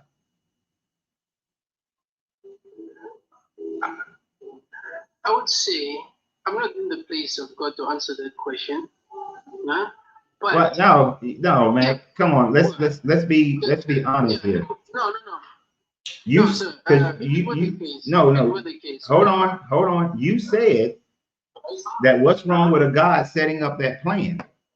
So you deem yourself to be in the place to be able to acknowledge that as being that him setting aside of people to show people as a good plan, right? Mm-hmm. So if you can say that's a good plan, now with added information, you can deem yourself to be in a position to say whether or not it's still a good plan. So do you still think that was a good plan? I'm saying, I stand on my point where I'm saying that it is a good plan. So because go ahead. I assume you have read the Bible, sir. Mm-hmm. Right? Okay, there were things put in place. A scientist in the study of medicine tells us that even the basic medicine evolves during time. Everything evolves. Whether you believe it on a large scale or on a smaller scale, right? But just imagine eating uncooked, half-cooked, or raw pork at that time, say 1,000 years back, 2,000 years back, right? Seafood, 2,000 years back, not properly cooked. I mean, on the go, because you are travelers, you don't have time to do all the procedures to store the things you're going to be eating. All right, you were living as hunter-gatherers almost. So take that into your mind and leave the part where it says of the mixture of fabrics, because even me and you as logical thinking people, you can assume that the instruction was given as almost like a flag to them. Like I would take the Namibian flag and have no problem with the colors painted on it. I feel that I belong to Namibia because of this flag. This flag represents me. It might be the same way that the Jews back then would identify themselves, rather, that would be their flag to the other surrounding people. We are separated for a reason of introduction of this all created created God that created the whole universe. That's why when you're reading the Bible, great matter. I need you to stop going in this circle and cut a straight line, because I have no freaking idea of what you're point you're trying to make here. Because my point is based on what you say. Your point is God could have banned slavery, but he chose mixed linen, right? Yeah. This is what you say. Now, what I'm saying is this: that God chose those things for specific reasons, and some are explained in this Bible, some are not. But it would only be logical for you and me to understand that those things which seem simple to you were not actually simple to those people back then. That this was For example, all the other tribes or all the other people around these people, these Israelites, would wear whatever they want. And God said, no, in order to separate yourself from them as a chosen people that start something that I want to initiate now, you have to wear different. There's nothing wrong with it. It's simple. Don't you think? So I'm not going around No. in circles. I think No. So you think that it is good? You think that it is it was good and all a part of God's plan for Europeans to come to Namibia in the 15 and 1600s and to decimate your ancestors, to take your ancestors' land, to force your ancestors into Christianity, to ship some of your ancestors, and I think some of Namibia, some of your ancestors went to places like India. So you think that it was okay and part of your God's plan to introduce slavery and colonization to Namibia, and that's a good thing. Sir, you know, the way you say it, it's wrong. Because Christianity here was never imposed on anyone. And number one. Number two, What? You are a slave to something. Yes. I am a Namibian. I know Namibian history. I live here. I've been here my whole life. You know, there are people who've been in America their whole life and they still don't know American history. So just because you've been there, don't mean you know the history. Okay, so let me put this straight to you. I'm not one of them. I know my history. This is the thing right here. You are a slave to something, whether you like to or not. You are a slave to that cigar you're holding in your hand right now. No, I'm not. You are a slave to the sir, I'm not gonna let you. I'm not gonna. Yes. I'm not gonna let you go on to that that bullshit tangent. Can this cigar make me keep smoking it, or do I choose? Yes, it can. No, it can't. I can stop smoking this anytime I want to. No, but without the cigar, you would not have the choice, right? What? Yes, exactly. No, I didn't understand. No, I didn't understand what you said. That wasn't a what as is. Okay. I didn't understand what you said. Okay, good. If there were no cigars, would you have the choice to smoke or not? If there were no cigars, would I have the choice to smoke or not? Of course, I wouldn't have the choice. That makes no sense. Exactly. That's exactly. So, no, that it makes. How does that make sense as far as me being a slave to cigars? That's dumb. Thank you very much. Yeah, it's dumb, but I'm sure the people listening do understand what I'm trying to say. No, cool, the people are in the comments don't know what the hell you're saying and actually want me to get you off the thing, get you off the panel here because you're not making sense. You're going around in circles and basically you are saying that slavery was a good thing by this guy. And that, and now you're saying that I'm a slave. I'm not a slave. I'm not a slave to anything. And this whole idea that you're a slave to something. No, I'm not. I am not a slave to anything. I have complete and total autonomy over whatever the hell I want to do, when I want to do it. Are you employed? Do you work? No. And employment. What do you do for money? I'm retired from the businesses that I built. Thank you. It's fine. Thank you, sir. Thanks for the talk. No, yeah, because you know that you don't have anything valid to say. And the fact that you're trying, and let me go down that pathway with you. Even if I did work, let's say I was back in the days when I did work for a company, when I worked for Boeing, right? Here's the thing about when I worked for Boeing, and here's the thing when I worked for CVS, and when I worked for Chase Bank, and when I worked for New Horizons Computer Learning Center. I could quit any damn day I chose. I could quit. Matter of fact, from CVS, I did quit to go start my own company.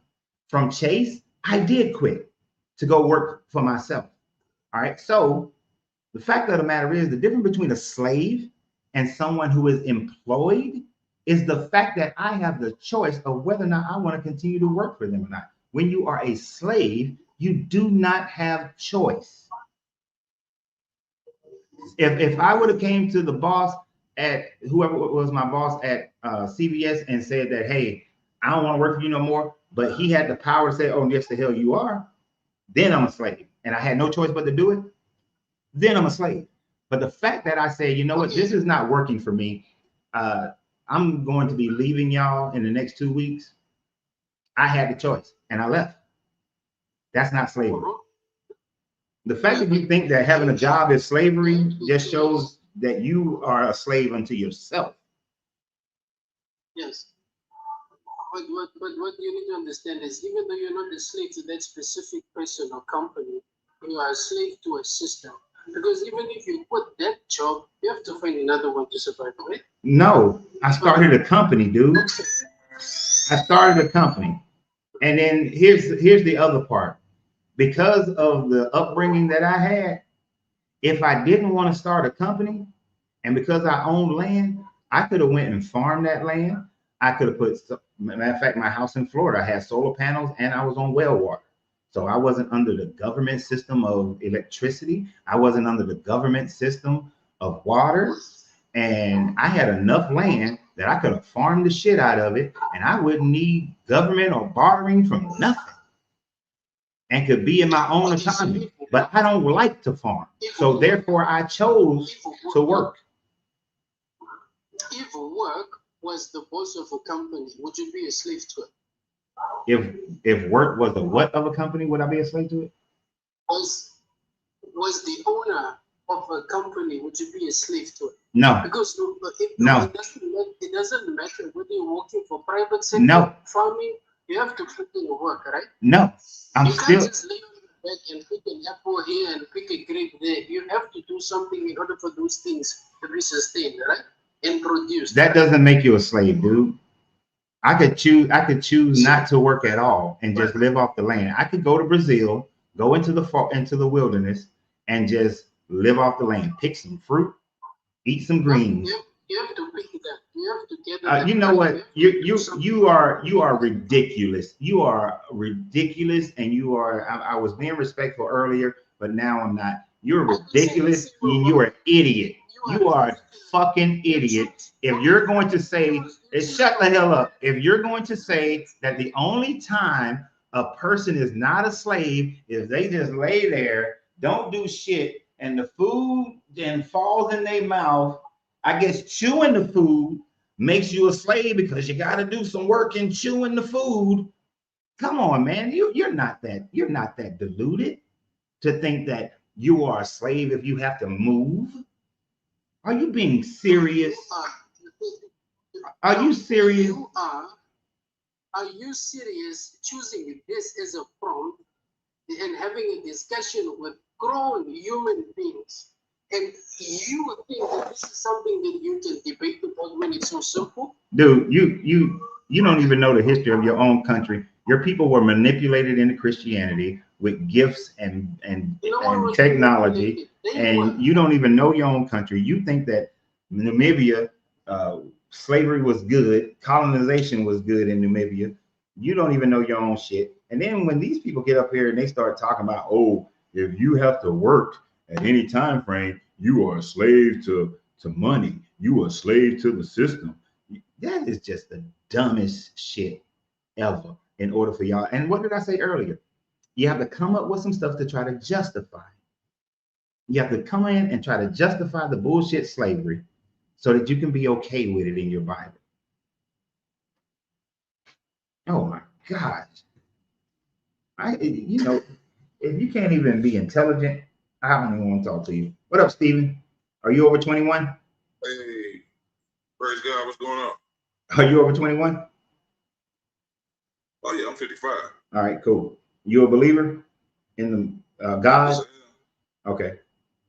Which God? Well, Jehovah, he's God, right? Which version of God? You Christian? You Hebrew? Jewish? What God? You Muslim? Oh, okay. I know what you're talking about. I know what you're talking about. Well, I you know, I'm a Hebrew brother. You know, over here in America, over here in the United States of Egypt. You know, that's where we at, right? No, we're not. But okay, this America is not Egypt, but sure. I've been to Egypt. I lived in America. You don't believe that the United States of America is Egypt? No, I don't. I know it's not. I've been to both countries. What I mean is, okay, you know how it is in the book of Deuteronomy, chapter 28, and you get down to 68, verse 68. It says, "I shall bring you into Egypt again." Okay, we got the pyramid on the back of the $1 bill. You know, That has that. It's No. prophecy, right? No, it's not. That's prophecy, right? No, it's not, because in the Hebrew that it has the Mizrahim has the definite article, so it is talking about the land of Egypt, which was previously in any other time in the Bible is talking about right where the Nile River is, land of Egypt. It is not talking about a metaphorical Egypt.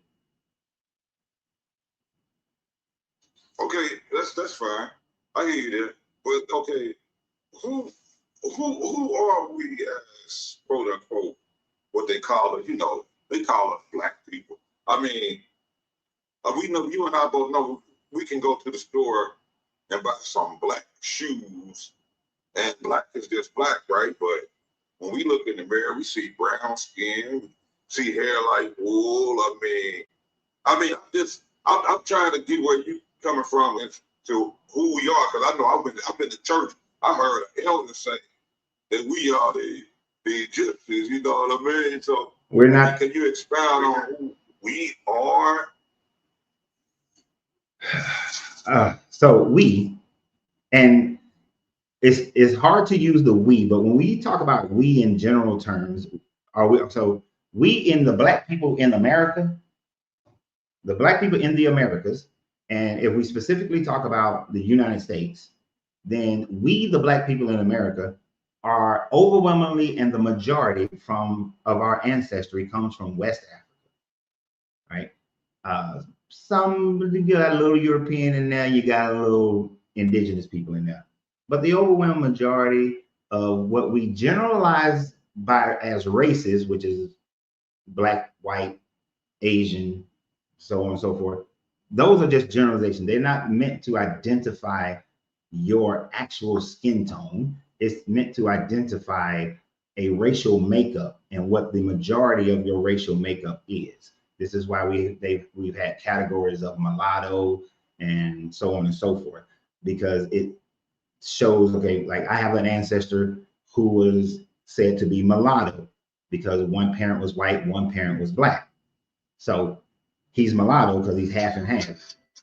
Yeah. So when we say black, we're not meaning you're literally the skin tone of the color black.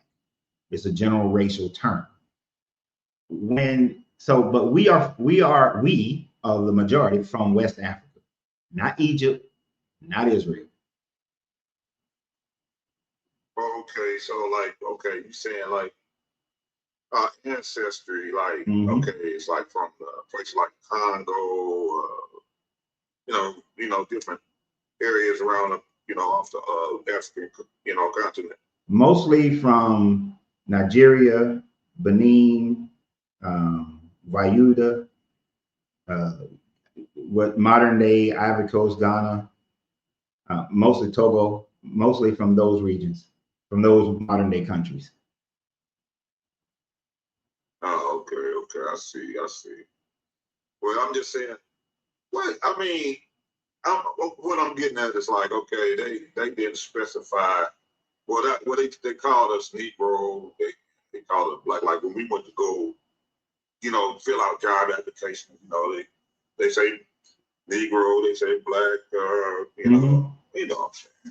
Yeah, I mean, those are just general racial terms that have been used over centuries. When the Dutch came into, when the Dutch and the Dutch, Portuguese, and Spanish were dealing with the Dahomey and with the people of the Ivory Coast and Ghana, they used the term Negro, which means black in their language. And then that word Negro became Negro in English. Well, in English is Negro. And then, of course, to dehumanize, it transformed into that other version of the word that I don't use. So that's just language and how language evolved. But the people that you would have come from, they would have identified themselves not by a color, but by tribes.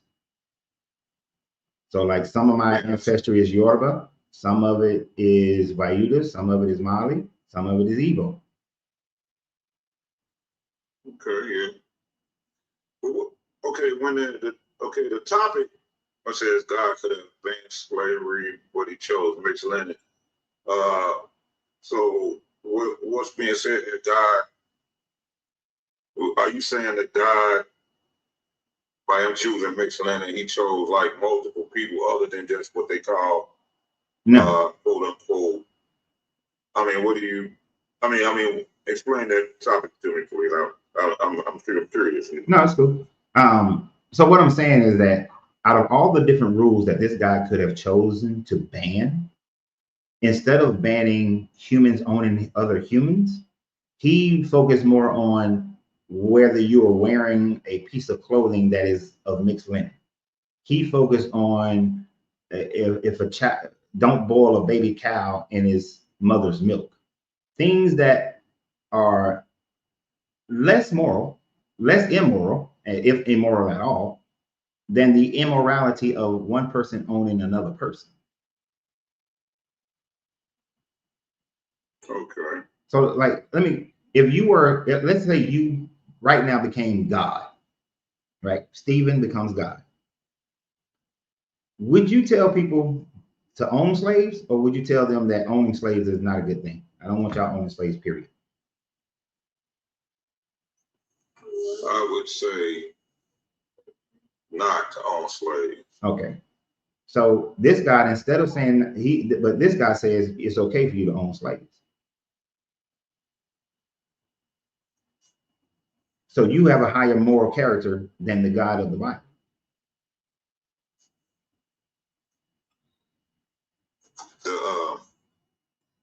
And I mean, it's okay. Even when it comes with slavery, okay, it's, as I understand it, okay, quote unquote, black people did own other people, and then the table turned. You know what I'm saying? And the black people ended up being owned by another group. You know, I mean. Okay, I mean so that happens throughout all civilizations, but sure. Yeah, so I mean, and then not only that, they say they enslaved us by in this day and time, since we don't have on the chains and the the shackles, that they go ahead and enslave us by monetary they don't give us as much money. They don't one group of people is they so scared that another group of people go outdo them. You know what I mean? So they own. I mean, just like over here in this country, they own. You and I both know that the white T man owns different corporations and owns football teams. Owns do black people own corporations? Business. Do black people own corporations?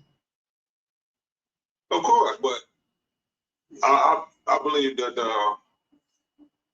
black people own corporations, but they own few in number, more less than the white team. Okay, but what does that have to do with slavery? Are you insinuating that having a job is slavery? Are you saying that having a job is slavery? No, I'm not saying that. I'm saying like. Are you saying that the amount of money that you receive, because you said that they pay you less, right?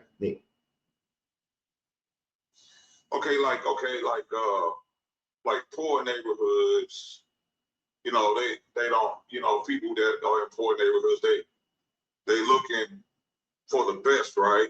and they seek it. They might be seeking out for the best, but due to situations, they are, let them tell it they're limited. You know what I'm saying? And so they get paid a certain amount of money, and they don't make as much as somebody would make like at how somebody would make like at Ford or Chevrolet, stuff like that, maybe. So let's be honest. There are hurdles that are placed in front of people, most assuredly.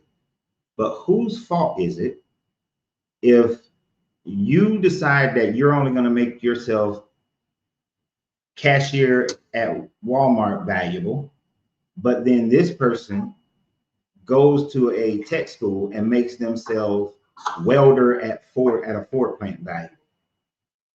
Whose fault is that? It would be that person's fault. Right. So it's not the white man's fault, right? Right. I mean, no, it's not the white man's fault. It's not his fault. But it's like, okay, how can I explain this?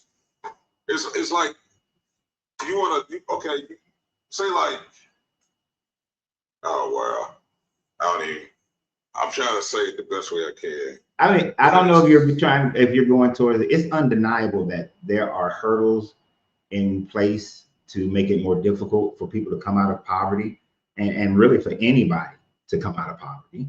There are hurdles in place. The first hurdle is the fact that impoverished neighborhoods, usually those kids are going to schools, their basic school is less than the schools that are in the more affluent areas. So they do have if you're coming from an impoverished group, you will have a harder road to go. But at the end of the day, it's still up to you. There's still an outlet for you. Because I grew up dirt poor, right? I ain't gonna say dirt poor. They were pretty poor to me, but I grew up poor. Oftentimes not having food in the house, right? But my mom decided that she was gonna make sure that we didn't stay in some of the worst projects in Atlanta, and moved us to some Section 8 housing. And she worked 2.5 jobs just to get us into Section 8 housing in a better school system.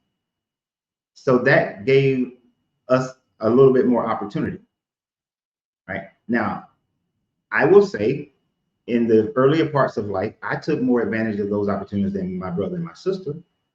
So I've achieved more financial wealth over my lifetime than they have, but they still achieve certain levels of financial wealth that is befitting for them, right? They're not broke and busted. And so my mother moving us did make a huge difference for all three of us, but each one of us chose different pathways of how we was going to utilize those opportunities, right? So it still came down to us. And yeah, there were still hurdles. I mean, my brother should have got a Division I football scholarship, but his coach got caught for giving away scholarships to other players. Shit like that happens, right? And that changed the trajectory of my brother's life. And to be honest, my brother would have flunked out of college, but it ain't sorry.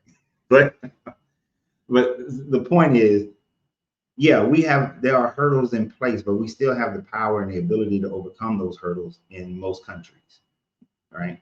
And since we're talking about America, you still have the opportunity to do that. So I don't know if that's where you were going with it. Are these companies trying to make money and trying to make as much money as they possibly can? And it's like, to hell with everybody else? Of course they are. Even when I ran my own companies, my goal was to make as much money as I possibly can. And I paid my employees. Every company is trying to pay the employee the least amount of money they possibly can, but get the most work out. I did the same shit. Yeah. But I did it based on, I need my company. If my company's making this much money, I can only pay you this, right? And I had a time frame where jokers wanted to get paid here. And I was like, no, you're going to get paid here. And so they left. And they went to another company that was paying them. So Amazon came in, put a fulfillment center. They want to get paid $20 an hour. I was paying 12. I was like, I can't pay y'all 20. They went to Amazon because they were free. They're not slaves. They were free to go do that. right? Now, what that made me do is I had to now go, and instead of managing my company, I had to go in there and do the physical labor until I can find somebody who would accept what I was paying. Yeah. That's freedom. That's the freedom. Yeah. And the funny thing about it, I had one young lady came back because the work they were doing at Amazon, it was way more labor intensive than what I was doing. And then tried to come back and like, well, if you could pay me 15, I'll come back. And I was like, nah, it's $12. That's all I can pay. And so yeah, she had a choice, and she chose to move back home to Alabama. We have choices. Yeah, every day we have choices. And then there was something else you said. Shit, I forgot, because you said like 3 things in one. I can't remember the other thing that you said. But well, I was talking. I did mention like I was saying that we as I was really specifying. Well, like this, I've been believing that we as quote unquote black people, we the Hebrew. That's why I claim myself to be a Hebrew, because of the of the story that a prophecy that I understand in the book of Deuteronomy. How they were brought over in the ships and stuff like that. So you know even though I don't believe it to be prophecy, right? It is more feasible that Deuteronomy 28 could be referenced to when Titus captured Judea, and Judea, instead of becoming a vassal state, now becomes a part of the Roman Empire. And Titus then shipped multiple Jewish people, Hebrew people, throughout the Roman Empire, but primarily to Egypt. He shipped them primarily to Egypt by boat and by land. But in 70 CE, many Hebrews were shipped to Egypt as slaves under the Roman Empire after being defeated by Titus. That is more applicable to Deuteronomy 28 than the transatlantic slave trade. Because also remember, it said that it is not that they will be forced into slavery, but it says they will try to sell themselves into slavery. So what West Africans sold themselves into slavery? Okay.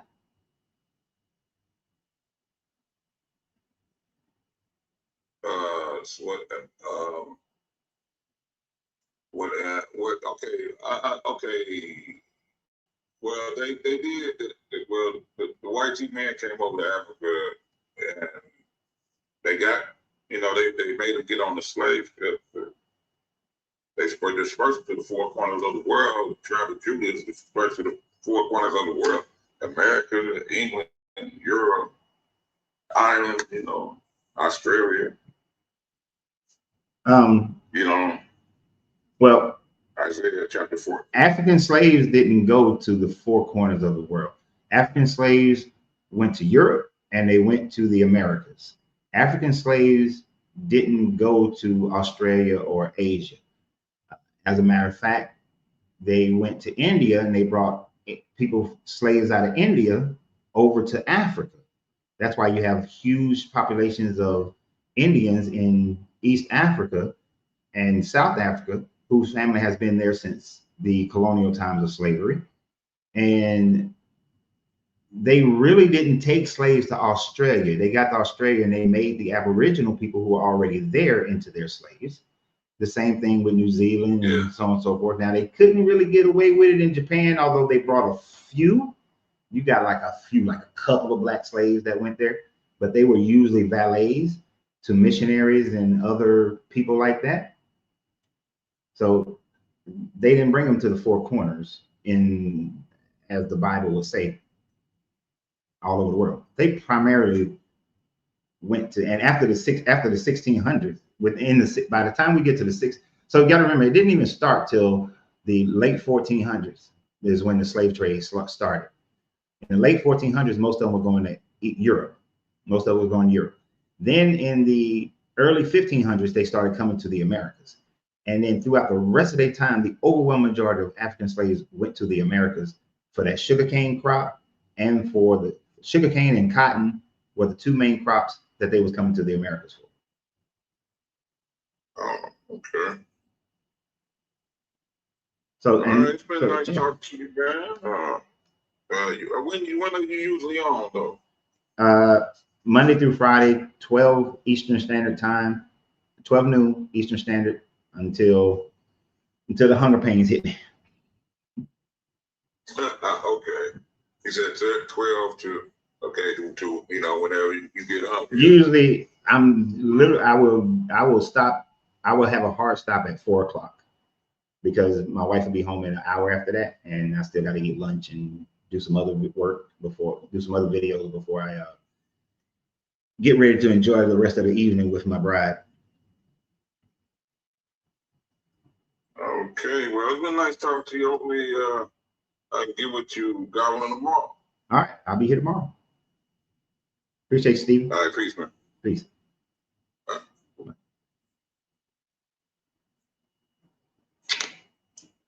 Yeah, that Deuteronomy 28, you got to really break it down. Got to break that down. Let's see who's next. Mellow Force. Mellow is coming up next. Let me see if I missed anything. Many of the slave owners were Jewish. Some of them were. Some of them were funded by that. But most of the Jews who was kicked out of Spain and Portugal either remained there or they went into North Africa. Mellow, unmute your mic. Are you over 21? Yeah, I talked to you before. You probably don't even remember me, but it's all good, man. I remember the mellow part, but I couldn't remember the force part is what was throwing me off, so I wasn't sure if you were the same person. Yeah, I'm almost 40. Yeah. Well, it's good to ask anyway, because sometimes TikTok want to like trip out on you if you don't ask. No, I understand. We do it all the time. I always ask sometimes, especially depending on what topics is up, I always ask. Right. So what are your thoughts on the subject matter? Yeah, man, I'm happy you actually brought this up because I talk about this all the time. It's like okay, so I guess Jesus just took a 400, 500 year nap during all of this. You know what I mean? Like what really happened? Like he destroyed 2 cities because a couple of guys were rubbing butts. But America's still standing strong. Like, it's weird. Right. The morality of this guy is very contradictory in how he levies out his judgments. So you're absolutely right about that. Like, all these other people were enslaved, but he forgot about them. And all these people went through all these tortures, and he forgot about them. Especially if you were to do a deep dive into King Leopold with the people of Congo, they genocided 10 million people in the name of this God.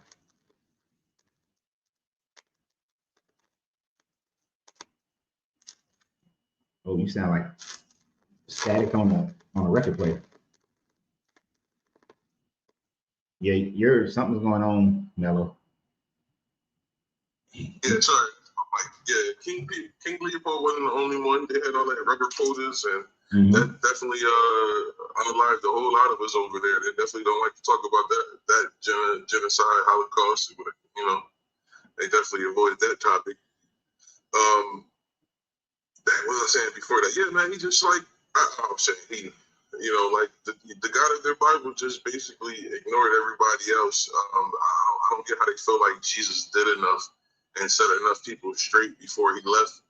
And like again, it's so funny. Like, instead of banning slavery, you worry about mixed fabrics and you got tassels on your clothing and weird stuff like that. Like, Exactly.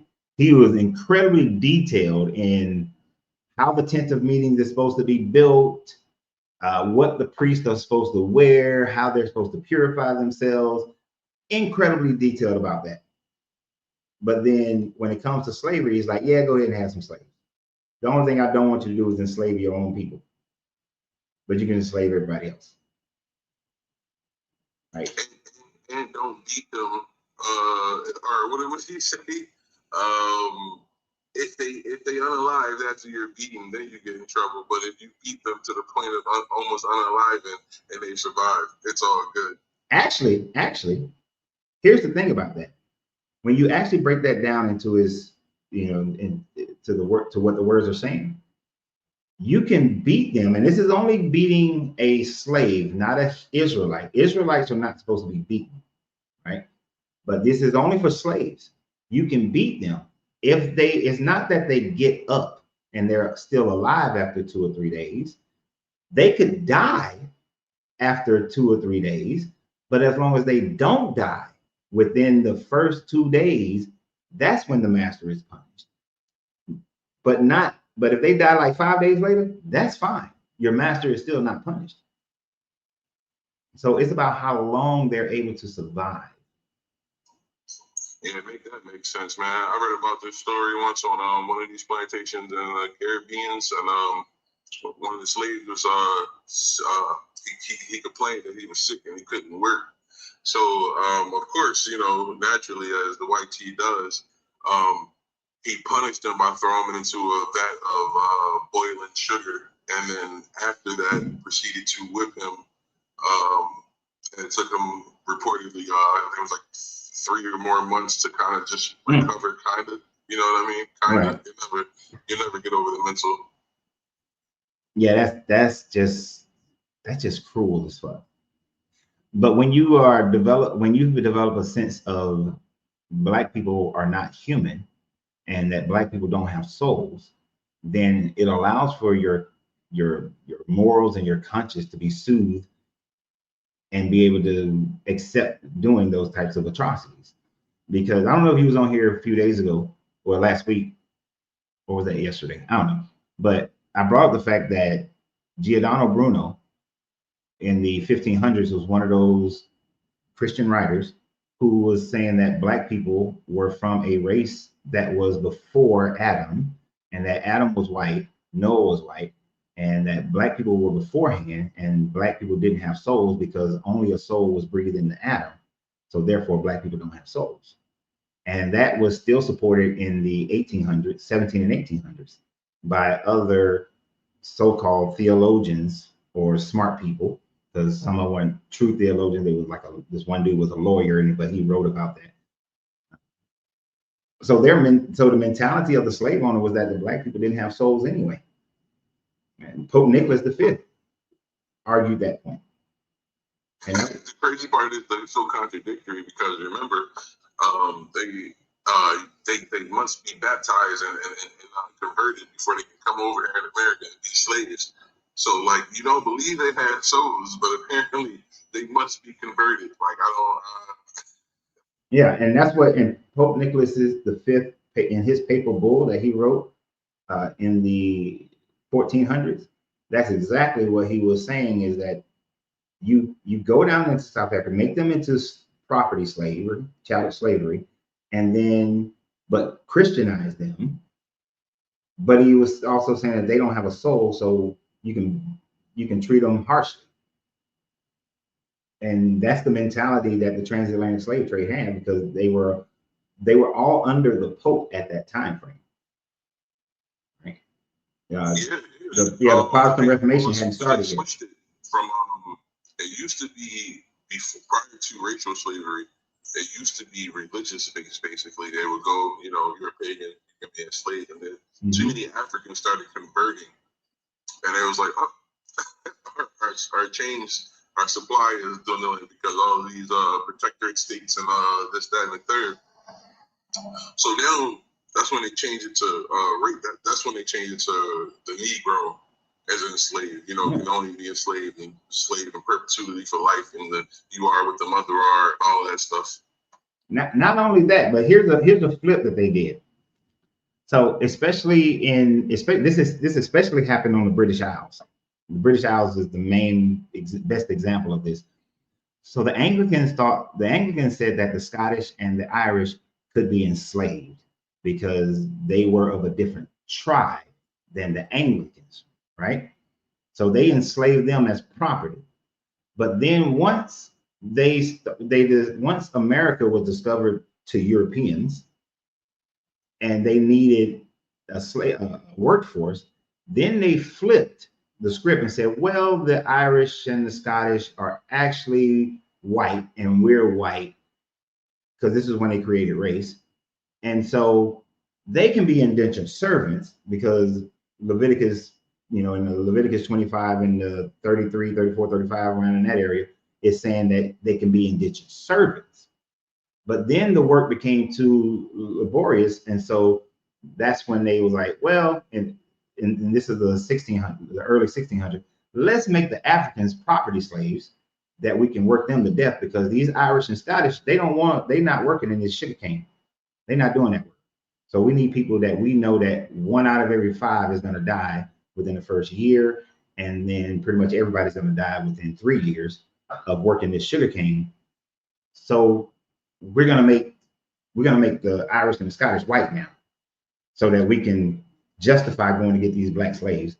So for economic purposes, race was created. Before that, it was tribal as hell. They were the 1600s when they first started establishing who could be white and everything like that. Because America, they imported a lot of slaves, and then in the south part, the Africans outnumbered the Europeans by large numbers. And where was I going with this? Oh yeah, okay. So the Africans were outnumbering them in large numbers. So when they started importing all the Irish folks and stuff like that, was to actually, artificially inflate their numbers. It's part of the reason why they kind of like 250 something million here today, is because of all the immigrants they allow come in and, throw them in the white. Because I remember, reading about this stuff, the dark skinned Sicilians used to get strung up, and the Irish, they said no Irish, no Spanish, no Negroes, no dogs. So I seen those signs, you know what I mean? Yeah. So I knew what they were going through in the beginning, but they still decided to assimilate and be with the white. I mean, you had Irish slave owners too. So it's just like, Ice Cube last name is O-Shape for a reason. Yeah, and so one of those aspects is because, so a lot of people like to say, oh, they enslaved, one of the reasons, okay, let me just rephrase that.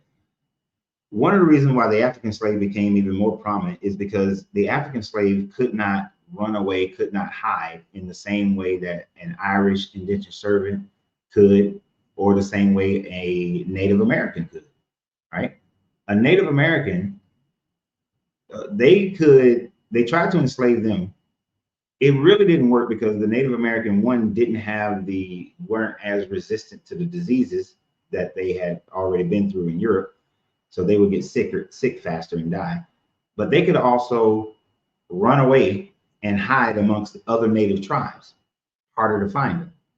The Irish could run away. The Germans, especially the Germans could easily run away because they were looked upon negatively as well by the Anglicans, and they could run away. But the African, the dark-skinned black African, could not run away as well. Now, when they did run away, some of them ran away to Native American tribes, and they fought alongside of, like, if you ever do a deep study on the Seminole Wars, a lot of black people, they went and joined the Seminoles and fought with the Seminoles. But they truly couldn't run away. In Brazil, they had to establish a whole city-state kind of situation in the jungles of the Amazon, because they couldn't just run away within the coastal areas of Brazil, right? And they established their own little cities and everything. And some of them, there's a couple of them lasted like 60 years, 60, 70 years that they were free states. Yeah. So it was easier it made more logical sense for them to enslave Africans than it would to enslave other Europeans or even indigenous people, because it's easier to maintain that control because of where they're going to run away to. This is why people really, it threw me off when I first found out that they went to India and brought slaves from India to work the mines and the fields in Africa. Because if you enslaved an African in Africa, they could run away to another African tribe, and you may not be able to. It's harder to find them. But an Indian sticks out like a sore thumb, you know, in Africa. So they knew, oh, that motherfucker is a runaway. They see a whole bunch of black people. They see that one Indian dude, even a dark-skinned Indian, and they like, yeah, that motherfucker don't belong here. That must be the one who ran away. So the whole setup has a economic and political system that it revolves around in order to maintain that system for the money that they're trying to get out and control. And all of it is supported by the Bible. The Bible supports every aspect of it. It sure does. It's one of the first places people learn how to other people, right there in these books. Hold on. Somebody said, and yet they shipped 15,000 supposed Native Americans to East Africa. Yeah, pretend you didn't know about that. No, when I say Indians, I'm talking about from India.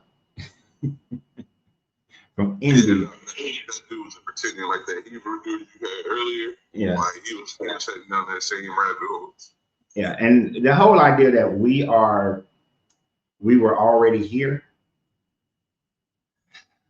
that's a bunch of bullshit. First of all, we were not in North America, other than if you count, well, Mexico is considered part of North America. So other than Mexico, we were not in North America, right? The African traders who came to America prior to the Europeans went to the Caribbean, went to Mexico and Central America and South America, and then took their ass back home. This is why Cortez and Columbus's brother wrote in their journal that there were large black men alongside the natives, but they were traders with them. They were not conquerors. So, but they were not the majority. There was not a bunch of them. And so they took their ass back home. The overwhelming majority of North American black people who got indigenous bloodlines is because they are from one of the 5 civilized tribes that bought their black African ancestor as a slave. So if you claim the Cherokee, Choctaw, Chickasaw, I forgot the other 2. But yeah, I know what you mean, but your ass was a slave to them natives. I don't have any so where did you get that record from? Because I don't have any records of any Africans trading or doing anything, especially being in Americas prior to 1492.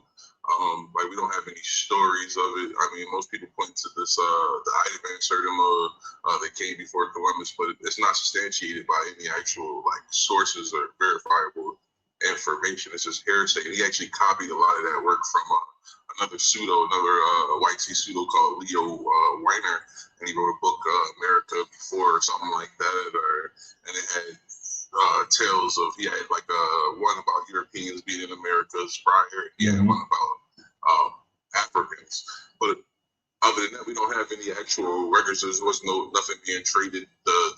No gold tips, like none of that stuff was actually rare. That's what I was trying to figure out. Like, so I mean, because you said something in Cortez's journal that they wrote that, but I'm trying to remember Cortez. I mean, we went over that a lot, and I'm not quite sure that's quite true, because I know a lot of people read the Christopher Columbus journal and they have comprehension problems because it doesn't say that he saw anybody black. It said that they painted themselves black, and it at a part, and they had hair that looks like a horse's tail, like coarse and straight like a horse's tail. And if you look at what they would have known as what would have been of horses, the equestrians during that area, they would have got these Italian horses, basically.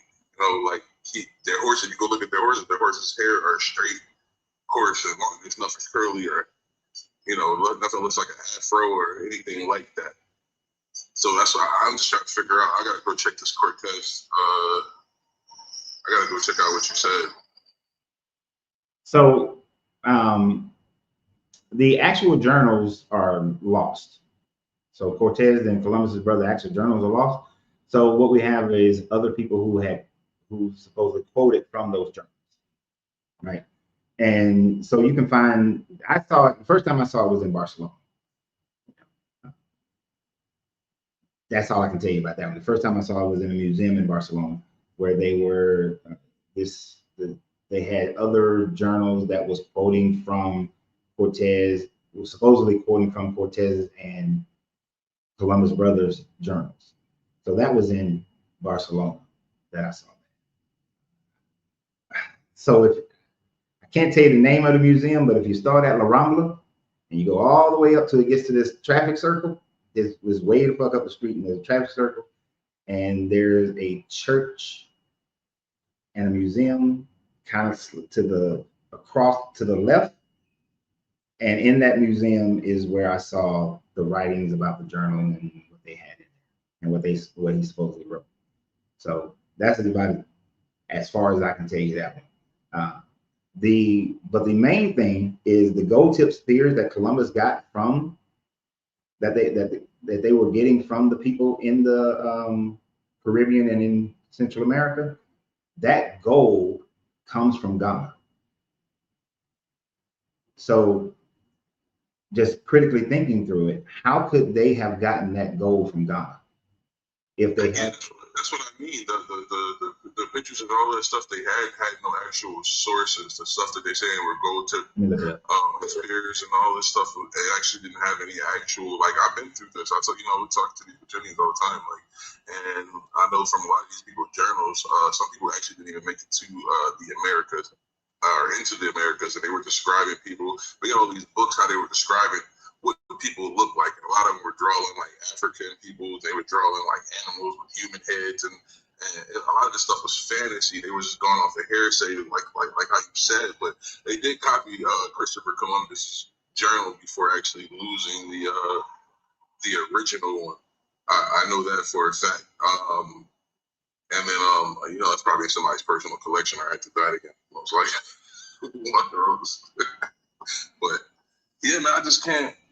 You know, again, like we weren't there. We really didn't have much to do with the Americas. Like, why would we even go over and trade? We had everything we needed there in the Americas. Like, honestly, I mean, I'm sorry, in Africa, that everything we needed. Like, what could we possibly want? You know what I mean? To trade for in the Americas.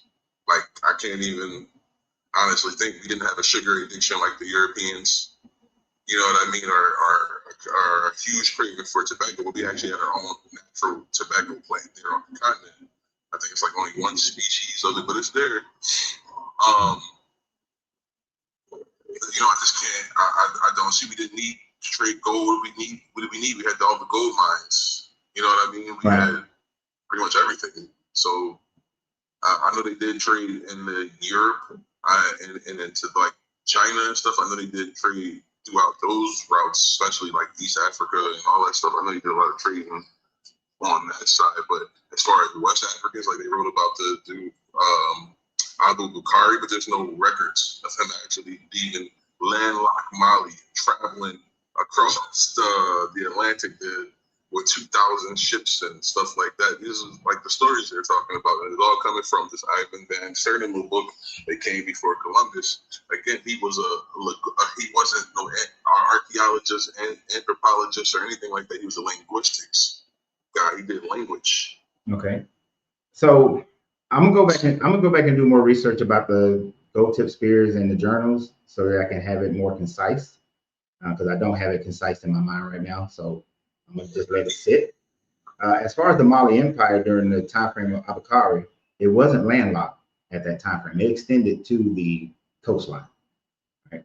So this is during the Mali Empire, not the modern day state of Mali. So it did go to the coastline. Look where the kingdom was. It's like I'm saying, like, all right, so they're gonna take from all the way out there. They're gonna walk all of this. They're gonna build shipworthy vessels and drive them through these little rivers. Like it's not even feasible for them to. Why would you drive them through the rivers when you have a coastline? You build them on a coastline.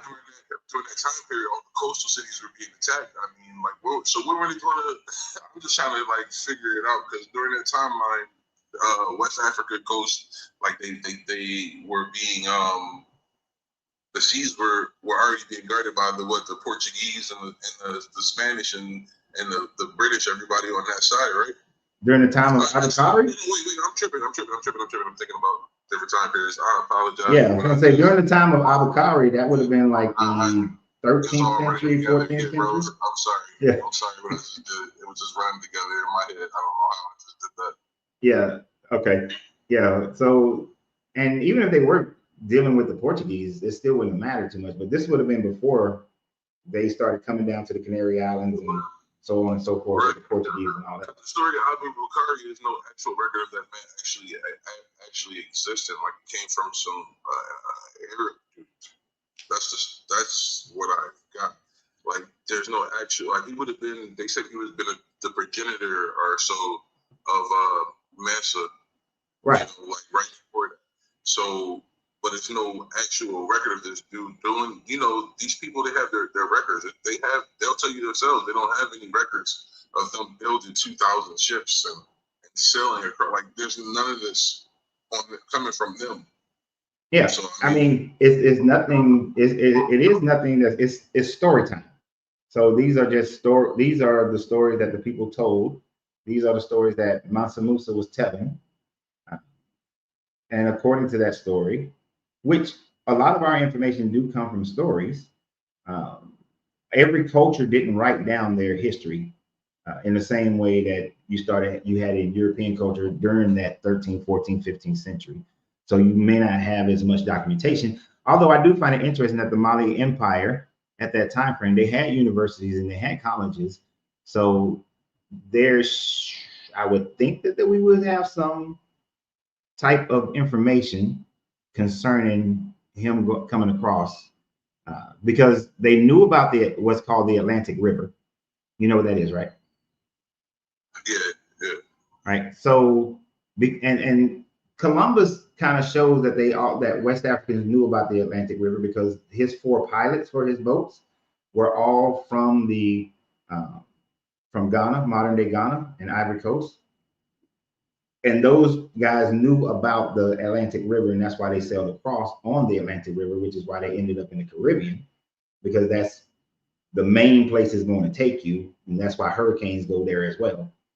So obviously Columbus and them knew about that they knew those guys, or they told Columbus about it, because these 4 brothers were slaves that were brought out of the Gold Coast into Spain, right? So they were the actual pilots. Columbus didn't know how to sail shit, right? And the thing about it is, if they, according to the story, a group went, only one boat came back because it saw how the Atlantic River was moving, and one boat came back, and then Abu-Bakr supposedly mounted up his bigger expedition and went over there and just never returned. We're talking about a time frame when people thought the earth was flat, and probably thought that some people thought the earth was flat. May have thought that they fell off the planet, fell off the edge. But from my memory, it's all, I'm agreeing with you. I don't think that there is anything that's written down within the Mali Empire, because we do have to remember the Mali Empire wound up being conquered. And when countries or empires are conquered, a lot of information gets destroyed, in the same way that when other empires, look at what happened to Egypt once it got conquered, a lot of shit destroyed. Then the Romans come in, destroy the Greeks, destroy some shit, the Romans destroy some shit. And then when the Christian Roman Empire starts up, they destroy some stuff as well. But needless to say, we do have to wonder, and I got to do more research again. How did Columbus reports, according to what I saw in Barcelona, they were reporting that the indigenous people told them about these black dudes that had came over to them and traded with them. Yeah, man, that's not in the journal for Columbus. You know, that's not in there, bro. I'm trying to tell you, like, we've been dealing with these Britannians long enough. We done been they don't have a leg to stand on, basically, when it comes to this. There was no Africans, you know, to speak of. Honestly, if you even search hard enough through these records, and the natives here, the Taino didn't speak about it. You know, there's not many of the bloodlines left, but the natives here didn't speak about it. And the natives of Mesoamerica, they didn't have words for us up until the Europeans started bringing us over en masse. Okay. I'm just typing in a query here real quick. Yeah, of course. That's what we got the internet for. Yeah, exactly. So right now it's a debated theory. It's a debated it's a debated theory. They Came Before Columbus is the book that's being cited. They're talking about the gold tip spears and mentionings of Black people by Native and Columbus. The idea is based on accounts of African expeditions and artifacts, but remain a contentious topic. Yes, sir. Look, you can just type in They Came Before Columbus and then type in pseudo. Well, I didn't want to just type that in because the internet would then give me information that only supports that. And I like to make it'll start breaking down what parts are considered. You know, it should break down why people consider it pseudoscience. And again, like I said, there's no actual sources for anything in that book. Yeah, see, it's just giving me all the stuff that supports Shatima's book right now, like the gold tip spears, Columbus accounts, the Mali King expedition. But I want to see what I was looking for was the things that go against it.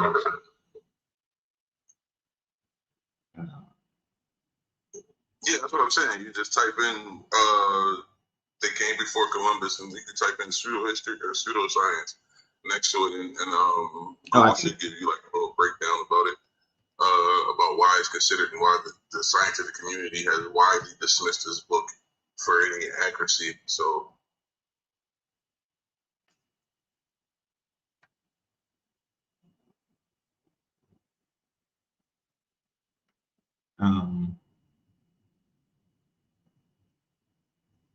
How do work to face evidence?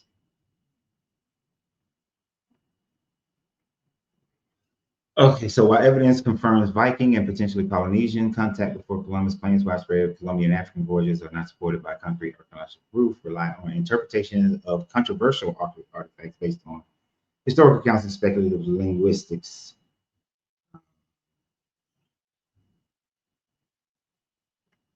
So there is a lack of concrete evidence. I see that. Misinterpretation of artifacts, which is talking about the gold tip spears.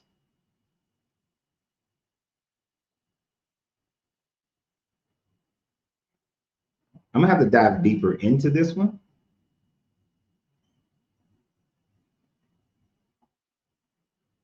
Yeah. Yes, sir, man. I looked at the pseudo world, man. The bunks and people trying to make a philosopher's stone the other day where I'll be getting into this weird stuff sometimes. Hey, man. Hey, don't be discrediting the philosopher's stone now. Because I'm gonna try to make one. I am. The only way you can find soul, then we got it, bro. And figure out how to do what? Map of soul. That's one key part of it. Yeah. So the people who were talking about making I know I'm shifting a little bit here, but I have to. The people who were talking about making a philosopher's stone, do you know what they were using to do that? Did they ever say what they were using? I forget. I had everything up on my screen during that time when I was just reading over the material, but I always got caught up at map of soul. You know what I mean? Like I got caught up there, and I just kept harping on that. You can't. How you gonna map a soul? Explain. You know, you can't explain that. You can't. There's nothing you can do to get around that. You know what I mean? Like explain it. Map a soul. What are you gonna use? Basically, you know what I mean? But it was basically natural earth elements and you know, they had precise measurements of everything, and like carbon and some other stuff, and of course, a soul, some type of soul. Okay, so the book that I was reading, and it's not the one that you'll find on Amazon. So let me go ahead and say this first. The Book of Aquarius, which is not the one that if you just type in on Amazon, that is not the book. That is somebody else trying to say the book. Somebody who made a copy, who made their own version of the book. But if you can find the original Book of Aquarius that was out some time ago, long, you know, decades ago, where people were claiming, when as soon as people start claiming that they were successful, like this forum, it was on a forum. This forum was all up for like 3 to 5 years. People were trying to make a philosopher's stone, but the moment people start saying they achieved it, the whole forum just disappeared. Now, I gained a copy of what they was using back then. It is, and I've looked at excerpts from the Book of Aquarius that you can buy online. They are not the same, because utilizing some elements, earth elements, is not the process that the original Book of Aquarius is talking about. The original Book of Aquarius, it only uses, huh? I said, yeah, what were they talking about? Like Mercury? Because I remember before when I first learned about this, it was like 15 years ago, and because they were trying to make gold. That's when I first heard of it. I mean, that's a byproduct of it, is the ability to touch the stone to base metals and it'll turn that stone into gold. I don't really care about that part as much. But, and I know this is going to gross you out a little bit, okay? There is only one element that the book that people claim was working. There's only one element that you use, and that's urine. Or something like that. Urine. No. Urine. Urine. There it is. I remember some. I almost got confused because I remember some other guy came at me with some Marmaduke or whatever, some other stuff. And he kept talking about. He kept saying it like over and over. I was like, why do you keep saying it? Nah, it's urine, and it's a process. First, you got to So I read the book like 5 times because I want to really know it before I start this process.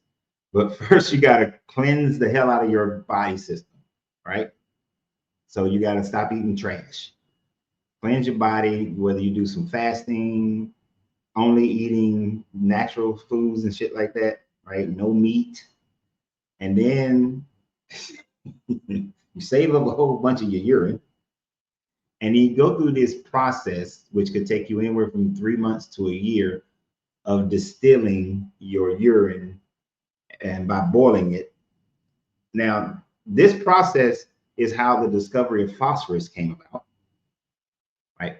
Because people were, the mercury, there were a lot of people in the Middle Ages, late in the Victorian age, they wind up killing themselves with mercury poison, trying to do it with mercury.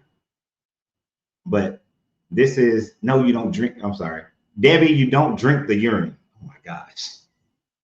No, you don't drink the urine. You constantly are boiling this urine. And there was the guy who discovered phosphorus. He was actually an alchemist who was going through this process. And he, after so many boilings of it, it gets down to this base thing, and stone is created. But his created the stone of phosphorus and saw it going in the dark and all that kind of stuff. And that's how phosphorus was discovered, man-made phosphorus.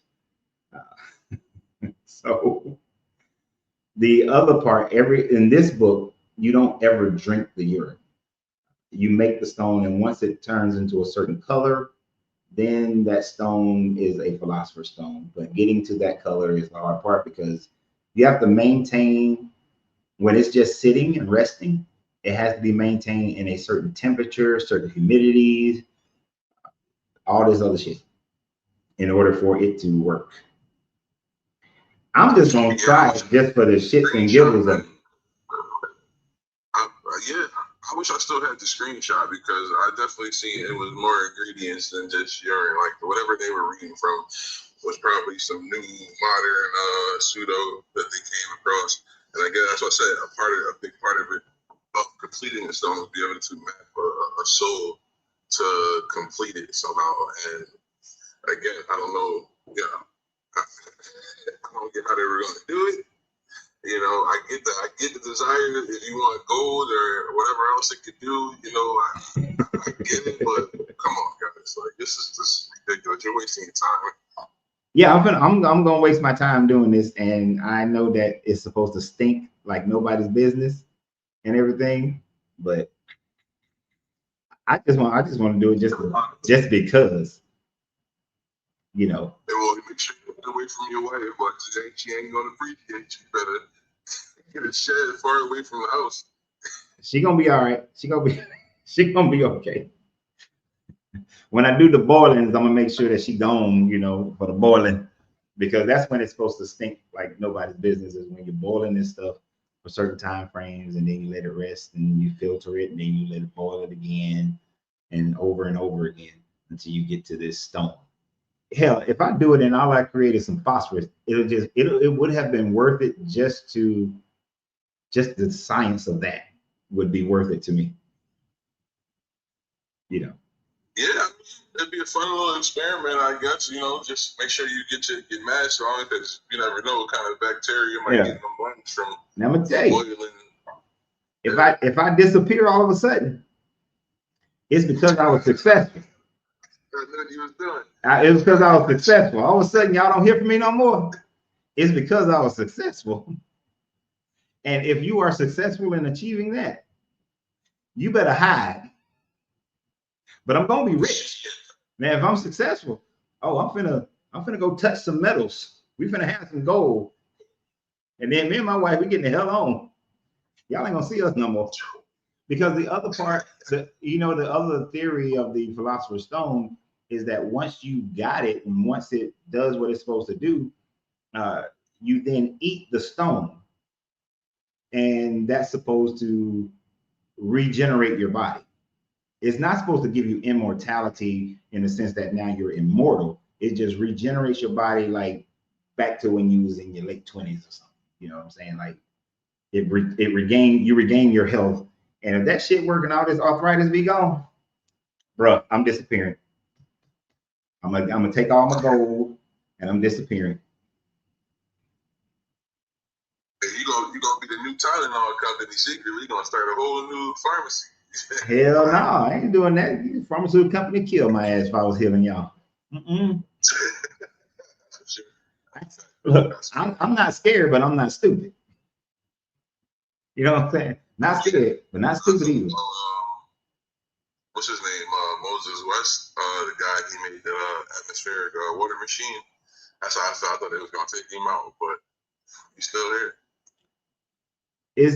Sometimes they don't just kill you, sometimes they just delay you. Like there's a young lady, she literally figured out how to use nanotechnology in order to cure cancer, but she can't get anybody to support clinical trials.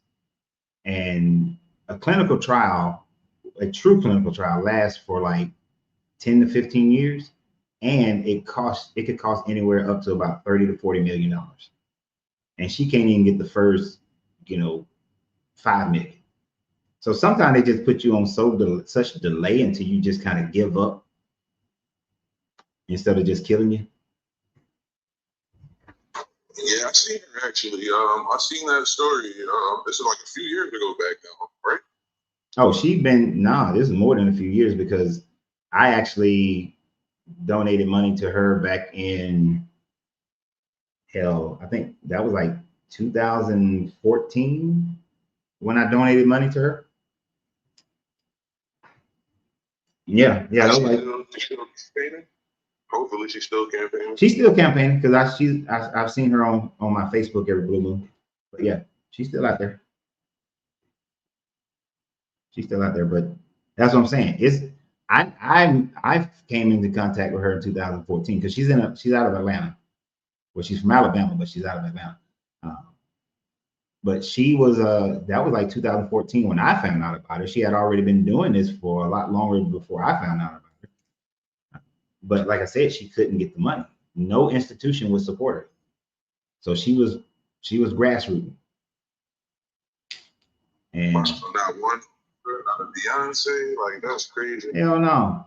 She was doing her thing trying to get it done, but it's nobody so that's like one way of keeping people's inventions or new technologies from disrupting an industry is simply by making it where nobody would invest in you,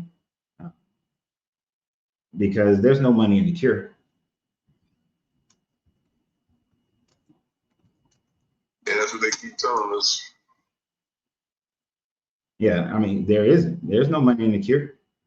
Like, you create a philosopher's stone, nah, they will try to, you will get shut down. And it wouldn't even be by the government. Government don't even have to worry about that. They can let the pharmaceutical companies handle you left and right, because they will.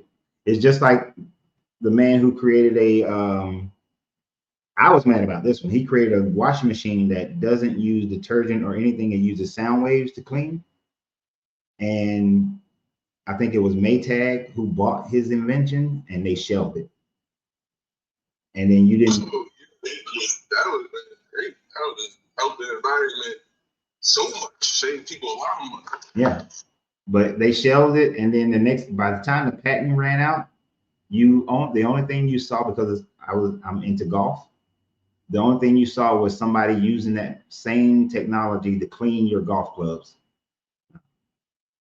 Because scraping your golf clubs to clean them creates little grooves, and that throws off your hit on the ball. So the dude tried to come out with that to try to clean golf clubs. That's as far as that shit ever went.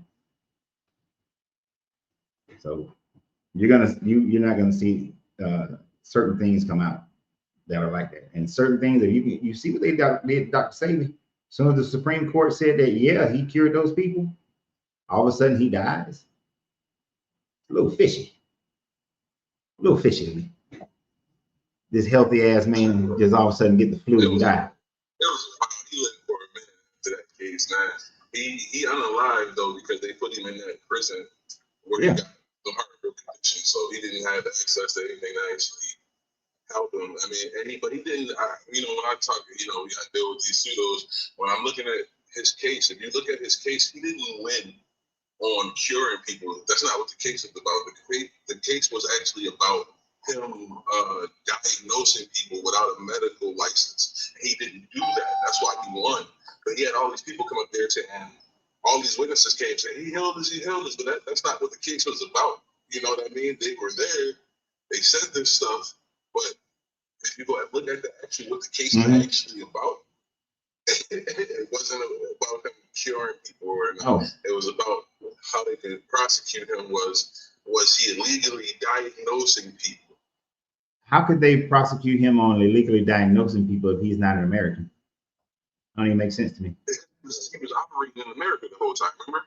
I thought he was operating down in Guyana or something. No, he was up here in the States before, but after that Supreme Court, remember, that's when he left, when he went. So if he wasn't in America, why would he be in the Supreme Court? Yeah, that's one part of it that threw me off back then.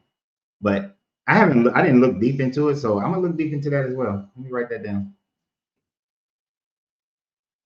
If I don't write shit down, I ain't gonna remember. But we done got like 11 miles off the subject matter, so I'm gonna let some of these other people come on. Yes, sir. Of course. Yeah. I love about you, bro. You have somebody else how to answer this. I love the question, bro. Great prompt, man. Great prompt. Appreciate it. Mello done gave me a whole bunch of this shit. I gotta go research now. Don't you think I got enough stuff to go look at? And you add stuff to it. I know Henry, I saw him come up in the waiting box. I'm sorry I took so long on that subject matter, y'all. My interests vary greatly. Okay, so he's not on anymore. And then I know I saw this person signing in, Flower State.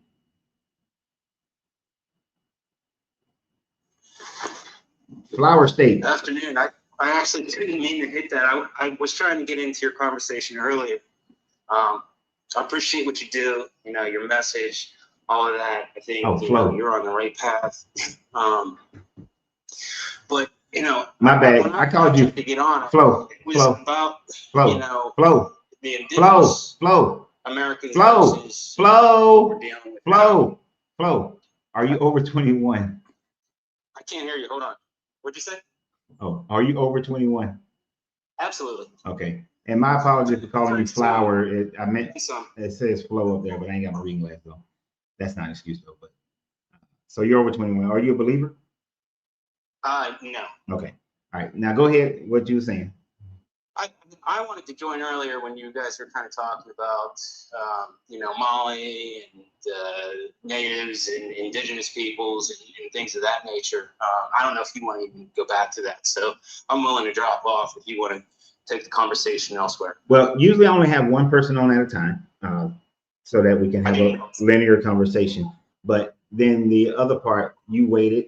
I'm going to respect the fact that you wait. I don't really want to go back to that, but I want to hear what you got to say about it. Well, here's the thing. Like, you know, I'm admixed. I'll just be honest. Like, my mom's white, my dad is black. Mm-hmm. And there are a lot of questions. You know, my grandparents, my great grandmother.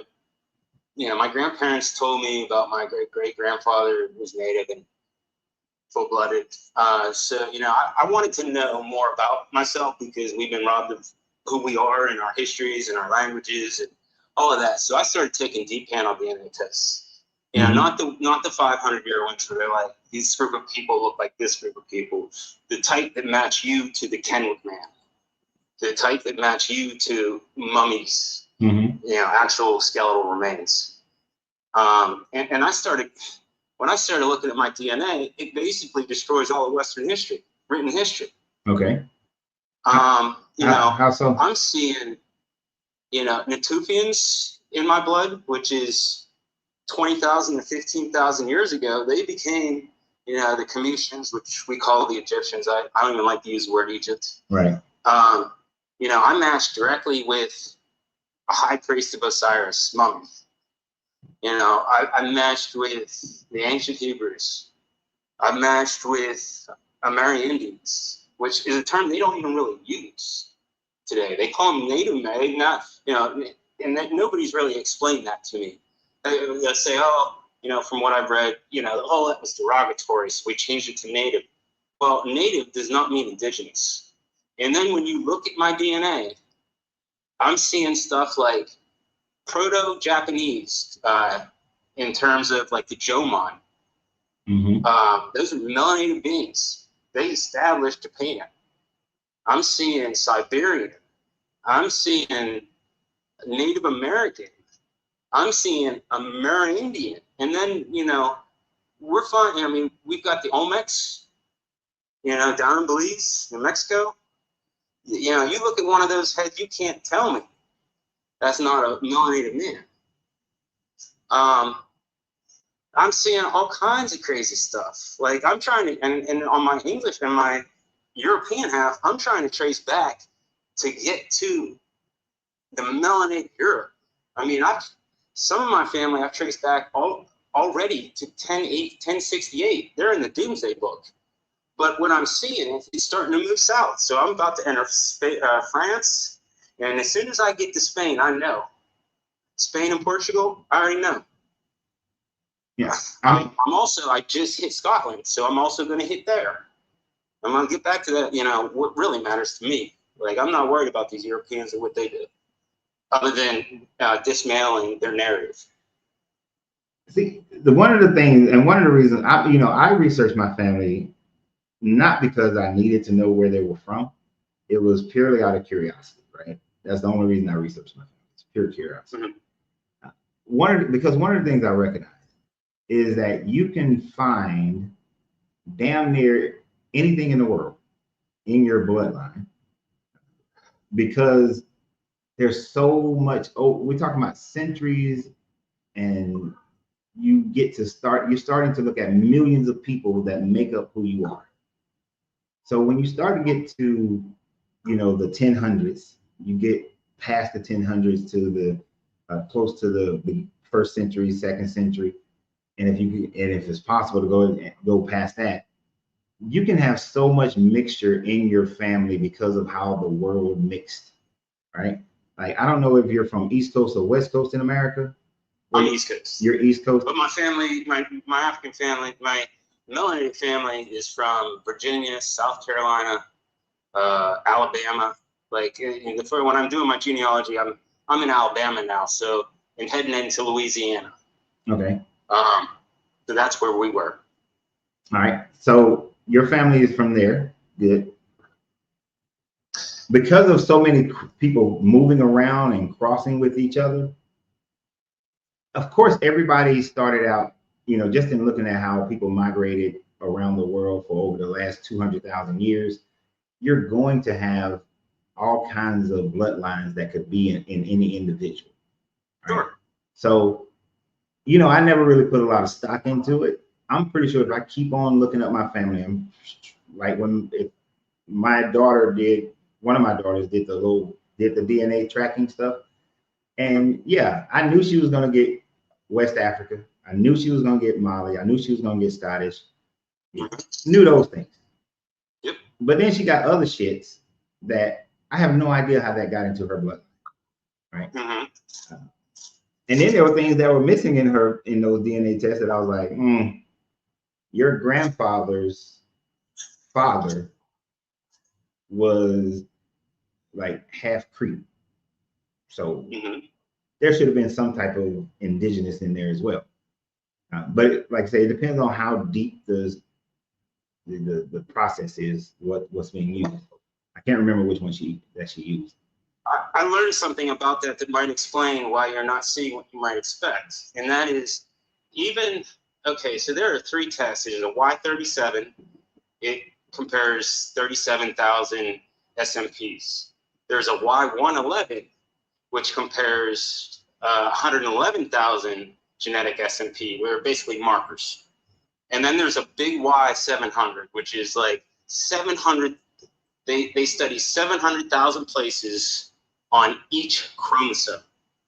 So it's as detailed as science can do right now, to at least for the general public.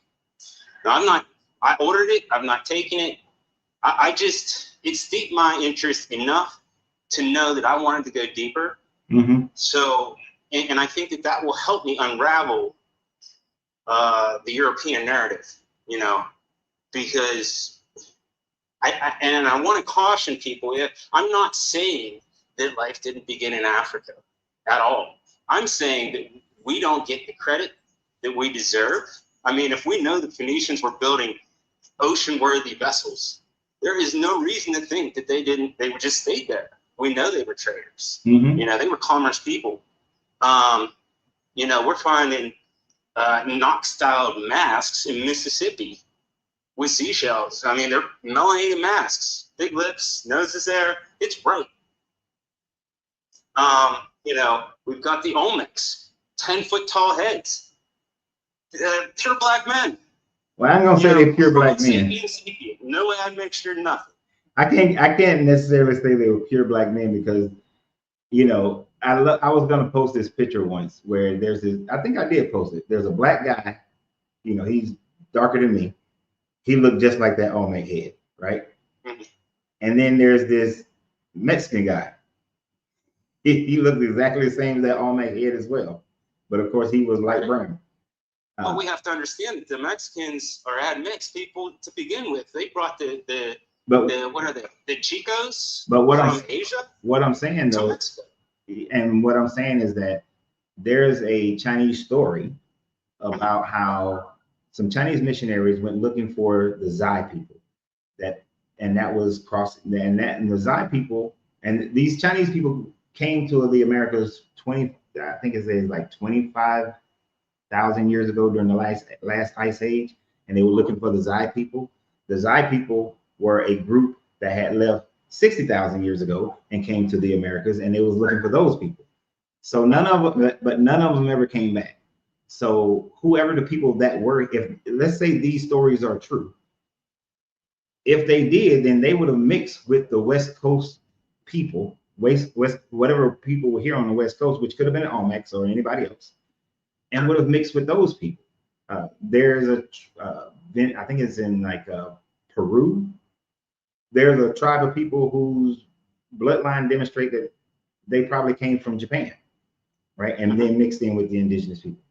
We literally have no idea how many seafaring voyages were made after the last ice age, how many seafaring voyages was made before the previous before that ice age, how many land migrations occurred through the 125,000 years prior to that. I mean, the Chinese scientists did demonstrate that Chinese people came from East Africa, right? So the world is a whole mixture of people moving to survive. That's correct. And then there's people moving out of curiosity. So we could be anything. Well, and I don't think that if we can get to Japan and establish Japan, we know we're the root, we're the blueprint. Well, I'm not even saying we, because I'm Annex, but the Homo sapiens sapien, no Annex man, is the root of all civilization and mankind. No way. I don't contest that at all. What I do contest is the fact that history has a certain narrative where they needed to be that narrative in order to justify the things that they've done. So it doesn't serve them to say, oh yeah, the Olmecs were fully melanated Homo sapiens sapiens. You know what I mean? They'll never do that because it goes against, that's what they used. Oh, I see. It's justification to do what they did. And I can agree with you on that one, that we will probably, I ain't gonna say we will probably never, but it will be hard for actual history to be revealed through what we know in what we find in archaeology and what we find in biology, because we have this spectrum of racial superiority that runs rampant, no matter who's in charge. And that happens with no matter who's in charge at any given time. I agree with that. So that's why I don't really get into it that much, because all it, to me, and this is just me, I could be wrong, but it just breeds superiority. It does, but it also restores what they took. And we need to restore ourselves and know who we are and take pride in that. Because if we let them continue with their scientific archaeological narrative, we know where it leads. Because they're just going to keep marginalizing, peoples. I don't think our history. I don't think our history is going to change any of that. They could come out right now and say that, hey, all Europeans used to be black, and everybody came out of Africa. That ain't gonna change not one thing. You're right, because they won't accept it. Even if they accepted it, it still wouldn't change anything. Even if they accepted the treacheries of slavery and all these kind of things, it's still not going to change anything. They could even, and I did a video about this. They could even give all the people who can identify their ancestries in America to slavery, and they could give all of us $2 million or even $20 million. But because of the way the mentality is in our society, the wealthy will have that $2 million or $20 million. They will get 80 to 90% of that right back within 5 years. They sure as hell will try. I give you that. No, they will get it. They don't even have to try. The mentality the mentality that people have, and they could tell you that this was a travesty and that we conquered your countries. The countries there was no reason to do it. Those people were living their lives. We're sorry that they was doing that. People's mentality and their materialism mindsets. You're gonna see people buy houses that they can't afford to maintain. Yeah, you can buy it cash, but you can't pay them taxes on it every year. You're gonna see people buying cars and clothes and jewelry and all this shit. The overwhelming majority of that money is just going to go right back into our commerce system, and the rich are going to get richer, right? That's why I said once when I was doing a video about that, I was like, if I was president, I would shut up every black person real quick by giving that money out. Yeah, white America is going to be pissed off at me, But what they're gonna see is all that money gonna come right back into the hands that it's already in. You're absolutely right. But and that's why it's important that we understand our roots and our real cultures underlying what they've programmed us to be as a society, so that we can reevaluate a lot of our belief systems, including religion itself. Because But they're not. If you look at, I had an epiphany or a breakthrough or download or whatever you want to call it this past year, where I always suspected, but I never really understood. Judaism is an inversion of Kemet. Nah. We're really talking about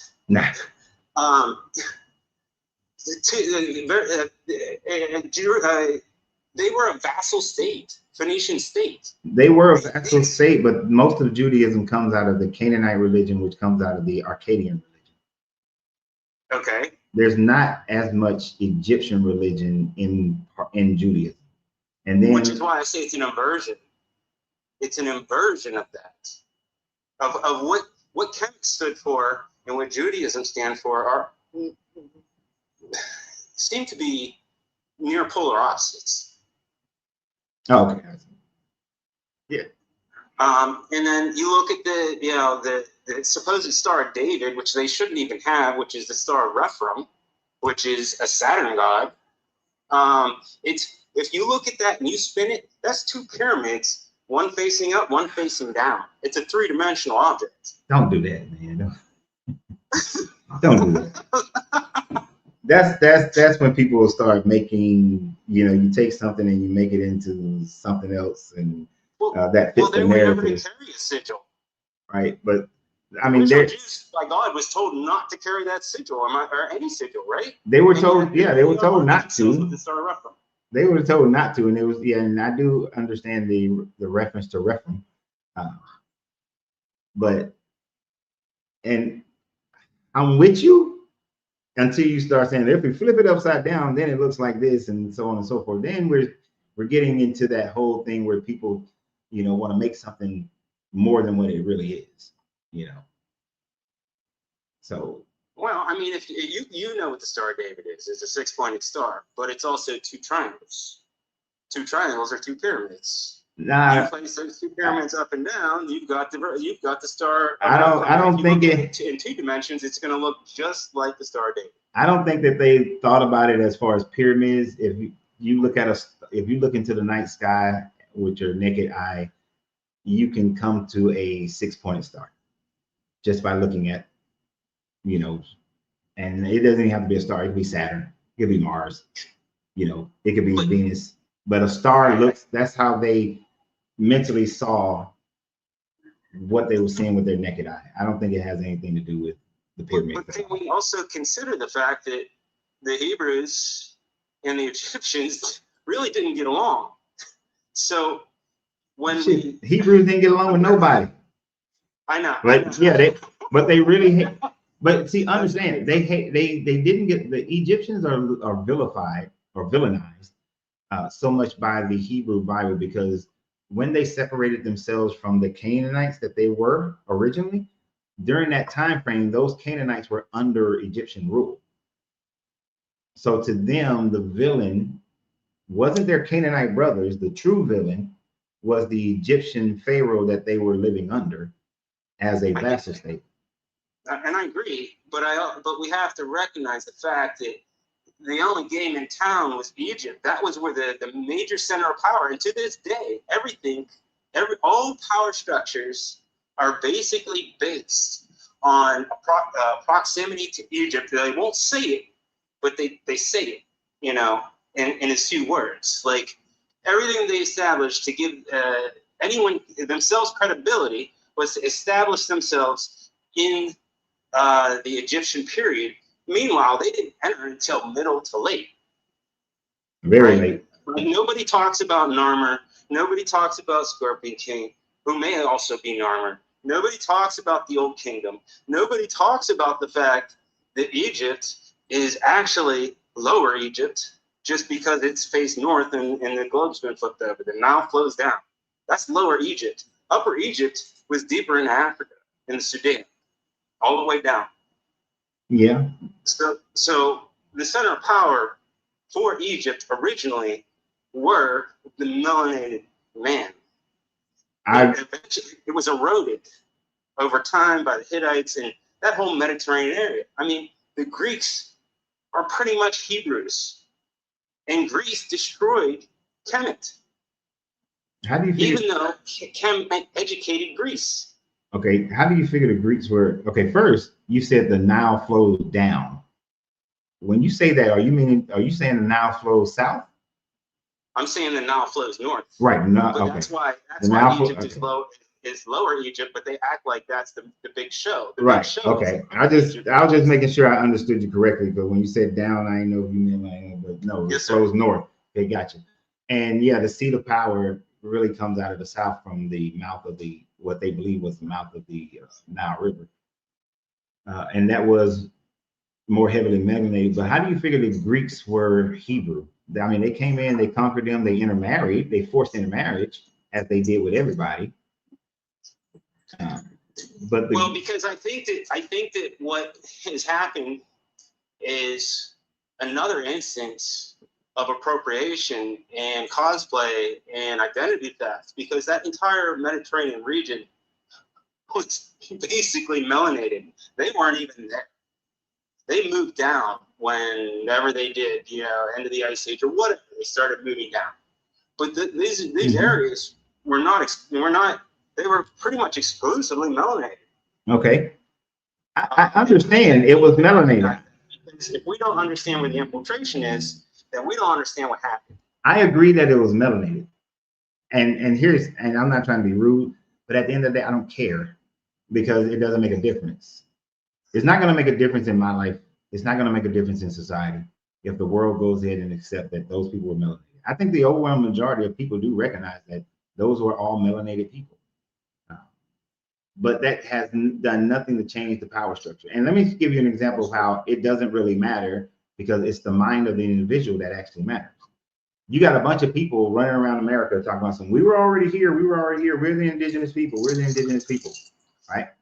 But then I love to ask them, what the hell have you done with that information?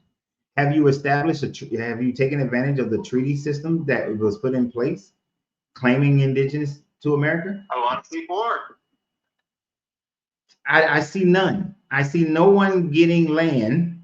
I don't see a bunch of darkly melanated people acquiring land, establishing their own tribal nation, having their own rules, building their casinos or whatever they want to do on that land. You don't see that. All you see is them just talking about, we got to know this in order for us to, know who we are so that we can be a better people. But they ain't doing shit with it. There's no action that follows it. Well, I think you're right in that the majority of people are just talking and aren't really acting, but if they don't have access to the information or even know, they're much less likely to do it. So exploring our history is absolutely critical in remaking or reinterpreting our own image, because what we've been programmed, all of us, everyone stateside here has been programmed. Some folks have broken out of that, like yourself, and I would say myself and others, but others are completely uncomfortable. Like, I'm sitting on the phone with my brother the other day, telling him about who he is. I didn't watch him, but I can imagine him just short-circuiting, a big puff of smoke coming out, and the first thing he said is, my credit score is 780. That's how broken we are as people, and it's not just black people; it's white people too. They're that broken. Okay. And we got to break that to get to where we want to go. I understand what you're saying, but it ain't gonna. So we have to break. In order for people of color to elevate themselves, we have to break the system from within. Meaning, first, in order to break that system, you got to utilize the system to your best ability, so that then you have the economic power and social power to change the system. Because like one of the main people back in the day, and he probably still running, going strong, Dane Calloway he has made his bones on the We Are Already Here people. Correct. Now he was doing that before I even started making videos. So he was doing that back prior to 2008. He got millions of people probably following him. I don't know what his counts are, but probably got over 1 million people following him. Now, has he established a nation? Now he joined. He had a nation that once he got popular enough, he had one of the Indian nations say, "Yeah, you're one of us." And then the only thing he's done is write books and continue to grow his YouTube page.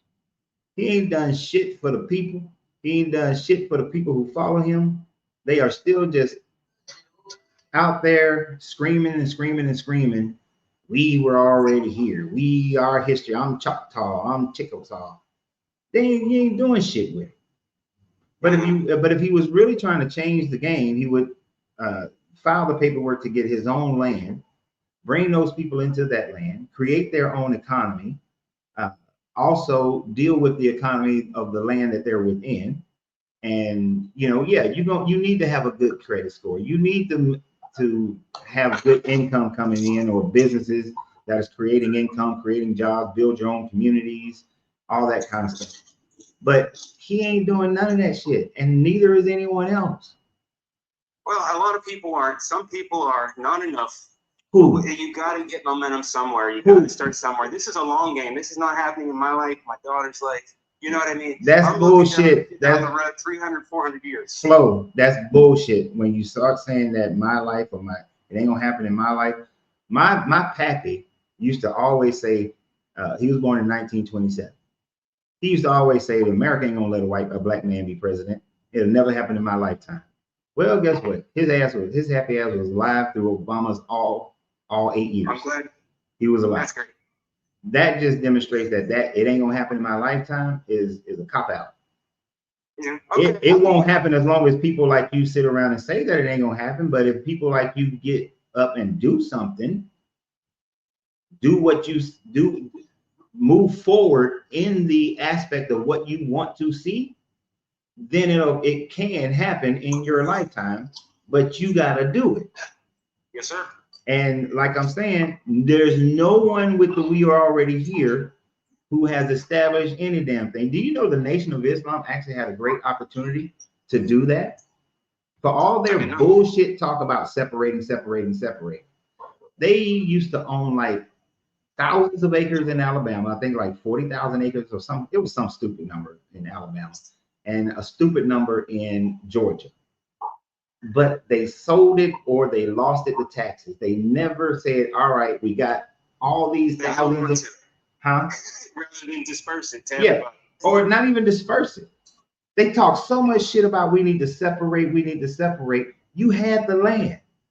Mm-hmm. But you never said, all right, everyone in the nation, we're going to build our communities and we're going to move down here to Alabama on this 40,000 acres. And that might be way more than what it really was. But we're going to move down here and we're going to establish our own city. And then we're going to utilize our population to control the government, the county that's around us. And then we're going to, use our influence, control the Senate, the state Senate, the federal Senate. We're going to get this control. They talked all that shit, had the land, never did it. Guess what? I just read an article, 70 black families just bought 5,000 acres in South Carolina. It's happening. It's just it's not publicized as much as, They're going to do the same. We don't get exposed to it nearly as much. It's happening. It's just not happening at the rate that you and I would prefer, I think.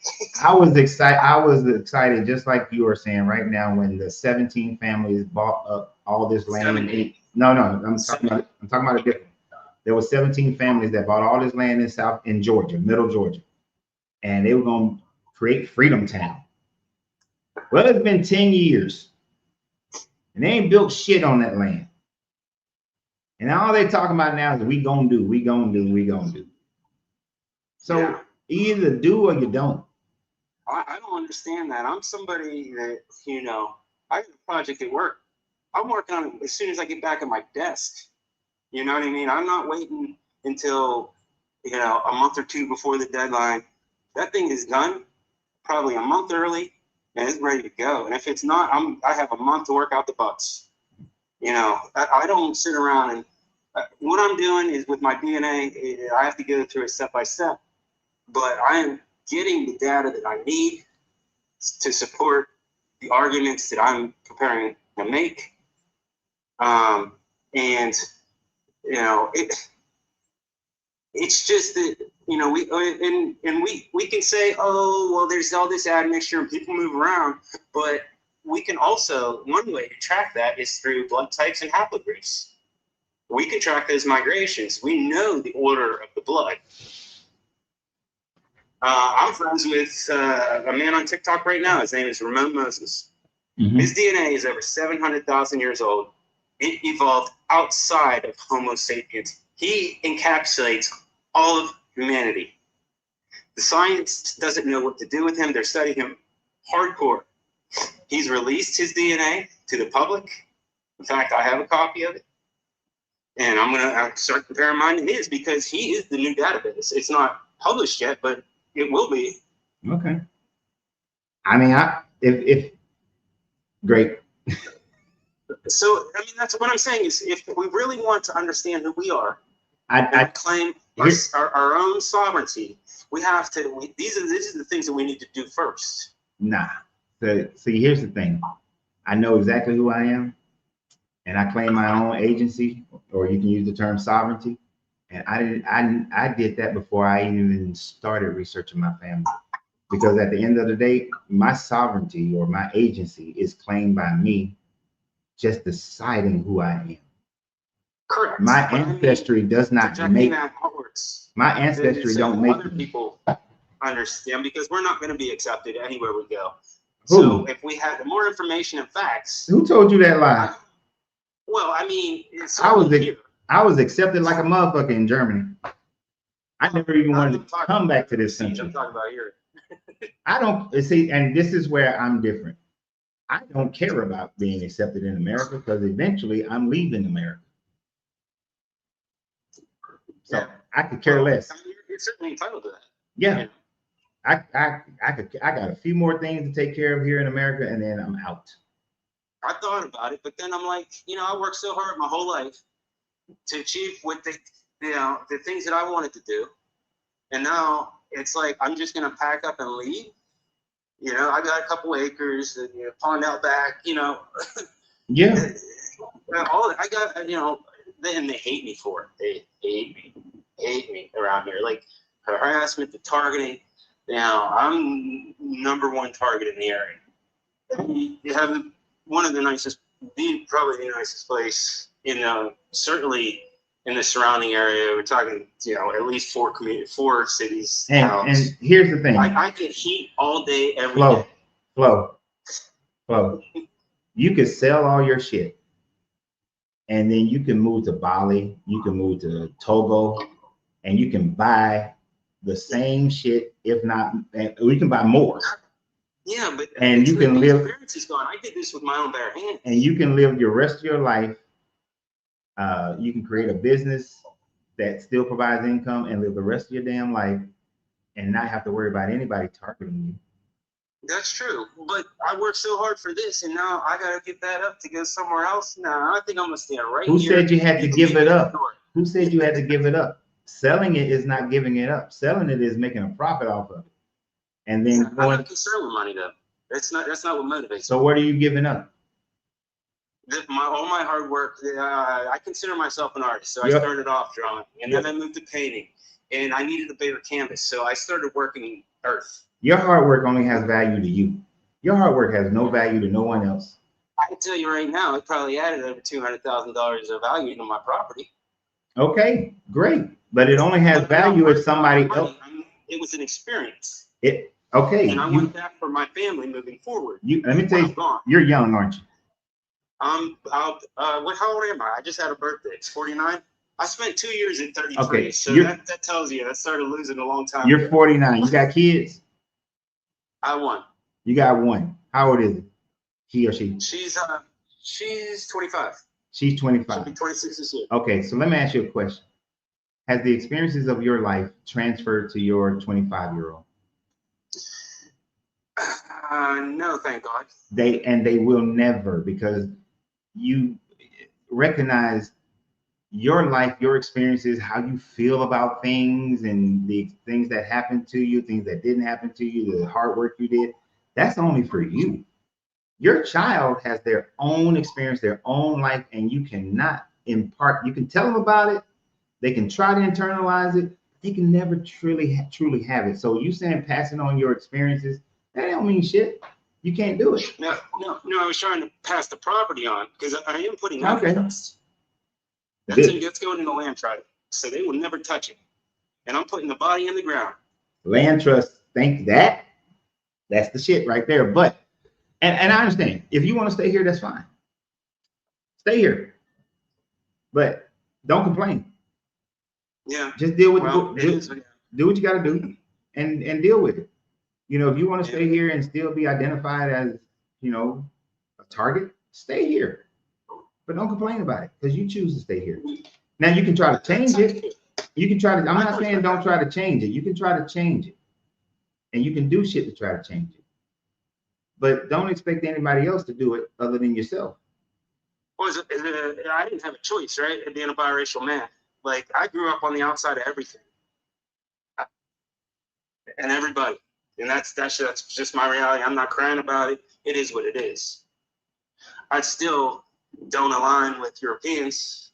Okay. I still support black humanity throughout globally. I still fight oppression anywhere you see it. I try and align with good. Good. That's a good thing, and you should. But I'm gonna let somebody else come up real quick. Thank you so much for your time. I appreciate it. Good All time. right. Appreciate you. Thanks, sir. Thanks.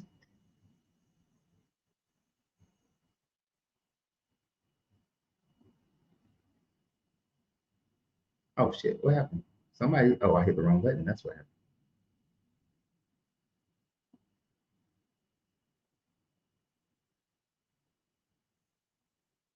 So, thought, that guy, is that what that's supposed to be? That guy or thought guy? That guy. I don't know. What do you want me to call you? Hello? Thought, that guy. I guess he got a phone call. Maybe he hit it by accident. I guess he must have hit it by accident. All right, we got off. I didn't mind going off subject on that one because he waited till everything. A lot of y'all who've been around me for a while, you know my stance on things. If you want to change some shit, get out there and change it. If that's your process, but if you're not, you just talking here. You just talking here. I don't have a value. I don't see. When I leave America, I'll still have business interest in America, but I'm not living here. I'm not staying in this country. Especially the fact that all three of my children want to leave this country. My son got a few more years to serve in the military. We got a few more things then he wanted to handle a couple of things. And then as soon as I'm out, my kids out, y'all can have it. Y'all can have it. I'm not staying here to try to beg people or try to force people to accept me as an equal. Nope. Oh, Jarvis, I've seen you in your little comments. You've been rightly ignored the whole time. I care less what you say. I'm just going back and seeing some of the comments, see if was anything, because we're approaching my time limit. Yeah, because people always want to claim this. Oh, I'm native, but okay, go to one of these. Go join the tribe. Stop hanging around us and go join the tribe. Go become one of them. Go get your headdress and your moccasins on and go join them. And if you're one of those indigenous tribes, then your religion and your culture was bashed and stolen and drugged through the mud as well. So go worship the sky deities. Why are you worshiping Jesus? Why are you believing in the Bible if you were indigenous? If you're indigenous, you believing in the Bible is asinine, it's stupid as hell. You're worshiping a book that was utilized to come and decimate your people if you're indigenous. Like there are certain sects of people that should never worship this book. And it's the overwhelming majority of the people on the planet should not be worshiping this book. I'm indigenous and I believe in Jesus. So when they came over with Manifest Destiny and they came over and they gave us poison blankets, when they came over and they massacred the people, they came over and they enslaved some of my people, and then when they came over and they offered a treaty to say that if we act European and believe European, then we're gonna be part of the European and established in America. Then they ignored the fuck out your treaties. And then when your people wanted to keep the slaves, it wasn't until June 14th of 1866 that they finally forced your people to stop having slaves too. You motherfuckers kept slaves longer than the damn Europeans in America. So fuck y'all and the horse you rode in on. Oh, my bad, you didn't have horses because they brought you horses because you wanted that horse. You people are silly as fuck trying to claim America that you're indigenous and you ain't doing shit about it. Get real. Get real with that bullshit. Right? You ain't doing a goddamn thing to increase the value of your life from your own perspective.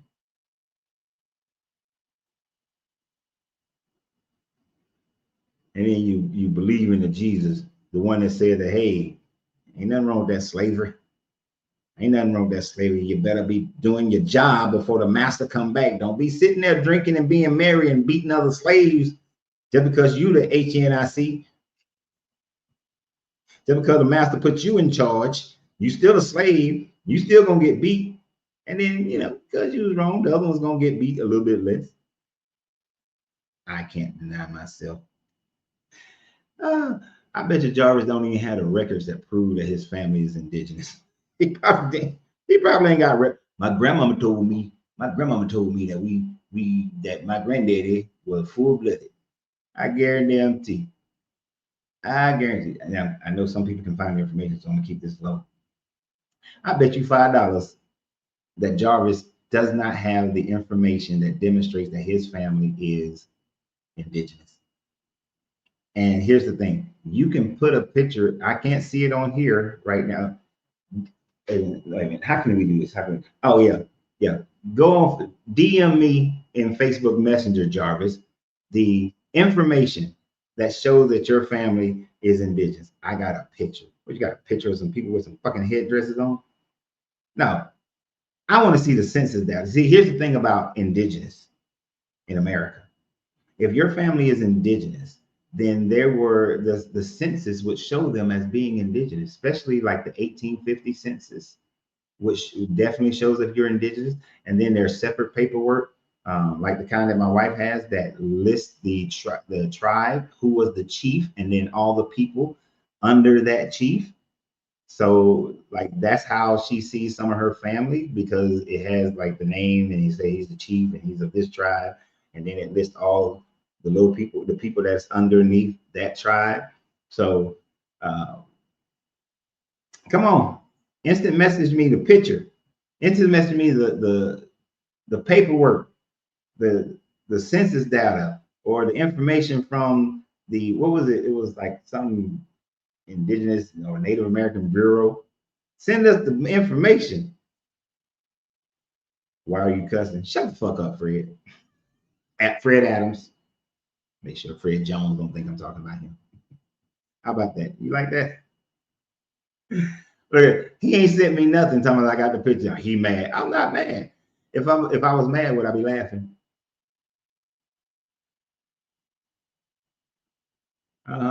Send me the picture. Because, I can probably find a picture of a family member dressed up like an Indian.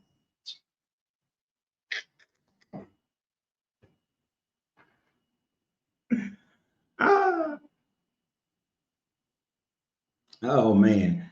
And like, oh, What kills me is when I see the ones, and I don't know if this is what you're trying to say, like Bill, but you know, you do the DNA thing and it showed that, oh, you got 5% native. Oh, I'm native. I'm native. I got 5%.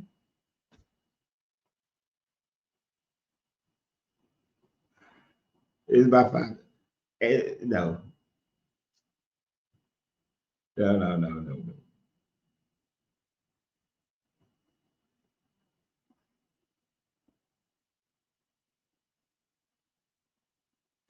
I'm sorry. Forget you, Isaac. And you know it, I do. Y'all know when I started to get that, when that hunger started coming here. But then I stopped caring about being polite to some of this dumb stuff. I still ain't got my, I ain't got my instant messenger, my picture. Let me go check my instant messenger to make sure. Because you know, he might have sent me the picture, y'all. He might have sent me the picture. Let me go check real quick. Let me check. I might have a picture here. Nope, I ain't got no picture yet.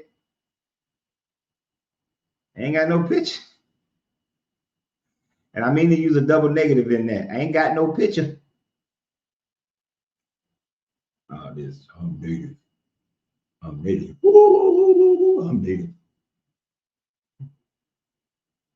Bet you when that police pull you over, your ass ain't native.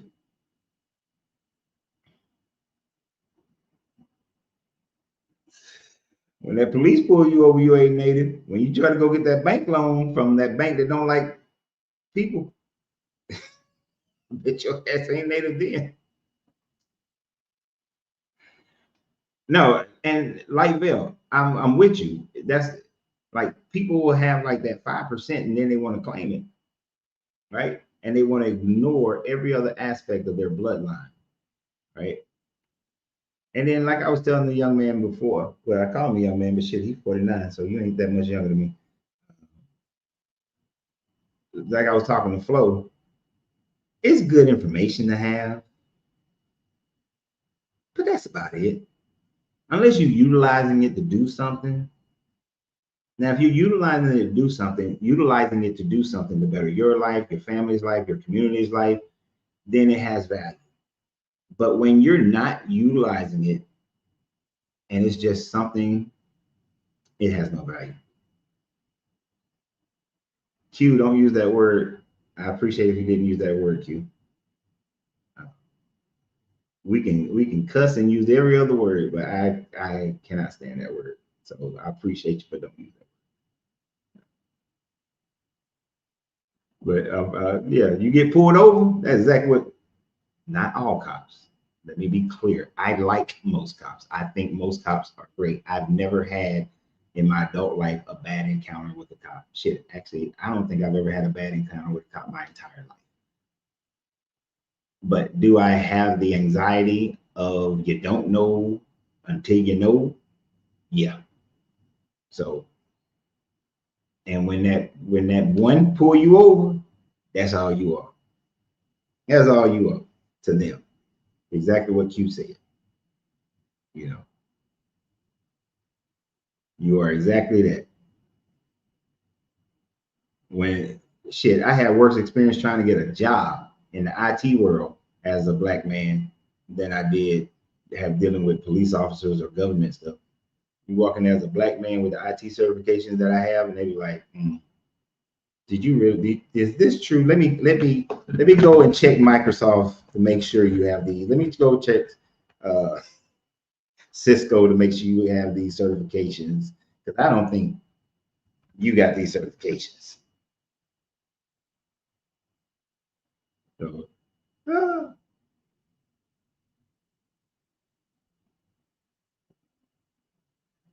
it'd be great if everyone in the world just accepted the fact that we all must. Now, actually, it'd be great if we accept the fact that race doesn't exist. Race just simply doesn't exist. It just don't exist. I'm in IT. Oh, you're a senior backline engineer for media. I got out of IT so long ago. I'm so happy that I did. I found that work to be nauseatingly boring. But if we all can just come to the realization that we're just people, we all just people. We all have emotions. We all can think. We all bleed. We all die. We all just want to be happy. We all just want to have freedom. And that is the problem with this Bible. The Bible teaches people to be racist, ethnocentric. It teaches you to separate yourselves. It teaches you that there is a group of people that's better than another group of people. That's why it is so foul. It's such a foul thing that this God says that slavery is okay. That you should, that going out and making someone else who is not of your tribe into a slave, that's fine. But don't mix that linen. Make someone into a slave, but make sure you worship me on the Sabbath. Make someone into a slave, but do not have any other gods before me. Make them into a slave, right? You can do that, but don't dishonor your mother or your father. He was so concerned about incest that he forgot to talk about slavery. You know, giving all kind of details about that. Giving all kind of details about make sure you celebrate the Festival of Weeks, make sure you do the Festival of Trumpets, make sure you do this festival, that festival, the High Holy Weeks, make sure you do all these festivals. But I ain't got nothing. But I keep the slavery, that's fine. That's fine. Yeah. That's how foul this guy is. So this is why no one should be worshiping this God, because it perpetuates the system of separation that we have on this planet. It does. All religions, almost every religion, not everyone, but almost every religion promotes the separation of people on this planet. Therefore, they all should fall away. So, exactly, Steve. And I'm going to end this with what Steve just said, because I'm hungry. Everyone is different, yet everyone is the same. And that's a true statement. We're all different, but we're all the same. We can have, people like to say the aliens can come down and then we'll join together because we have a common enemy. No, we won't. No, we won't. We will not. Because even in wartime, racism still pervades. I've had some of them old World War II veterans, especially when I was serving in the Marine Corps, and you go do these events, especially when we went to do the Normandy events, and when I did the Korean events, the Korean War veterans events, and the World War II events, and even in the face of war, mugs still held up and held on to their racism.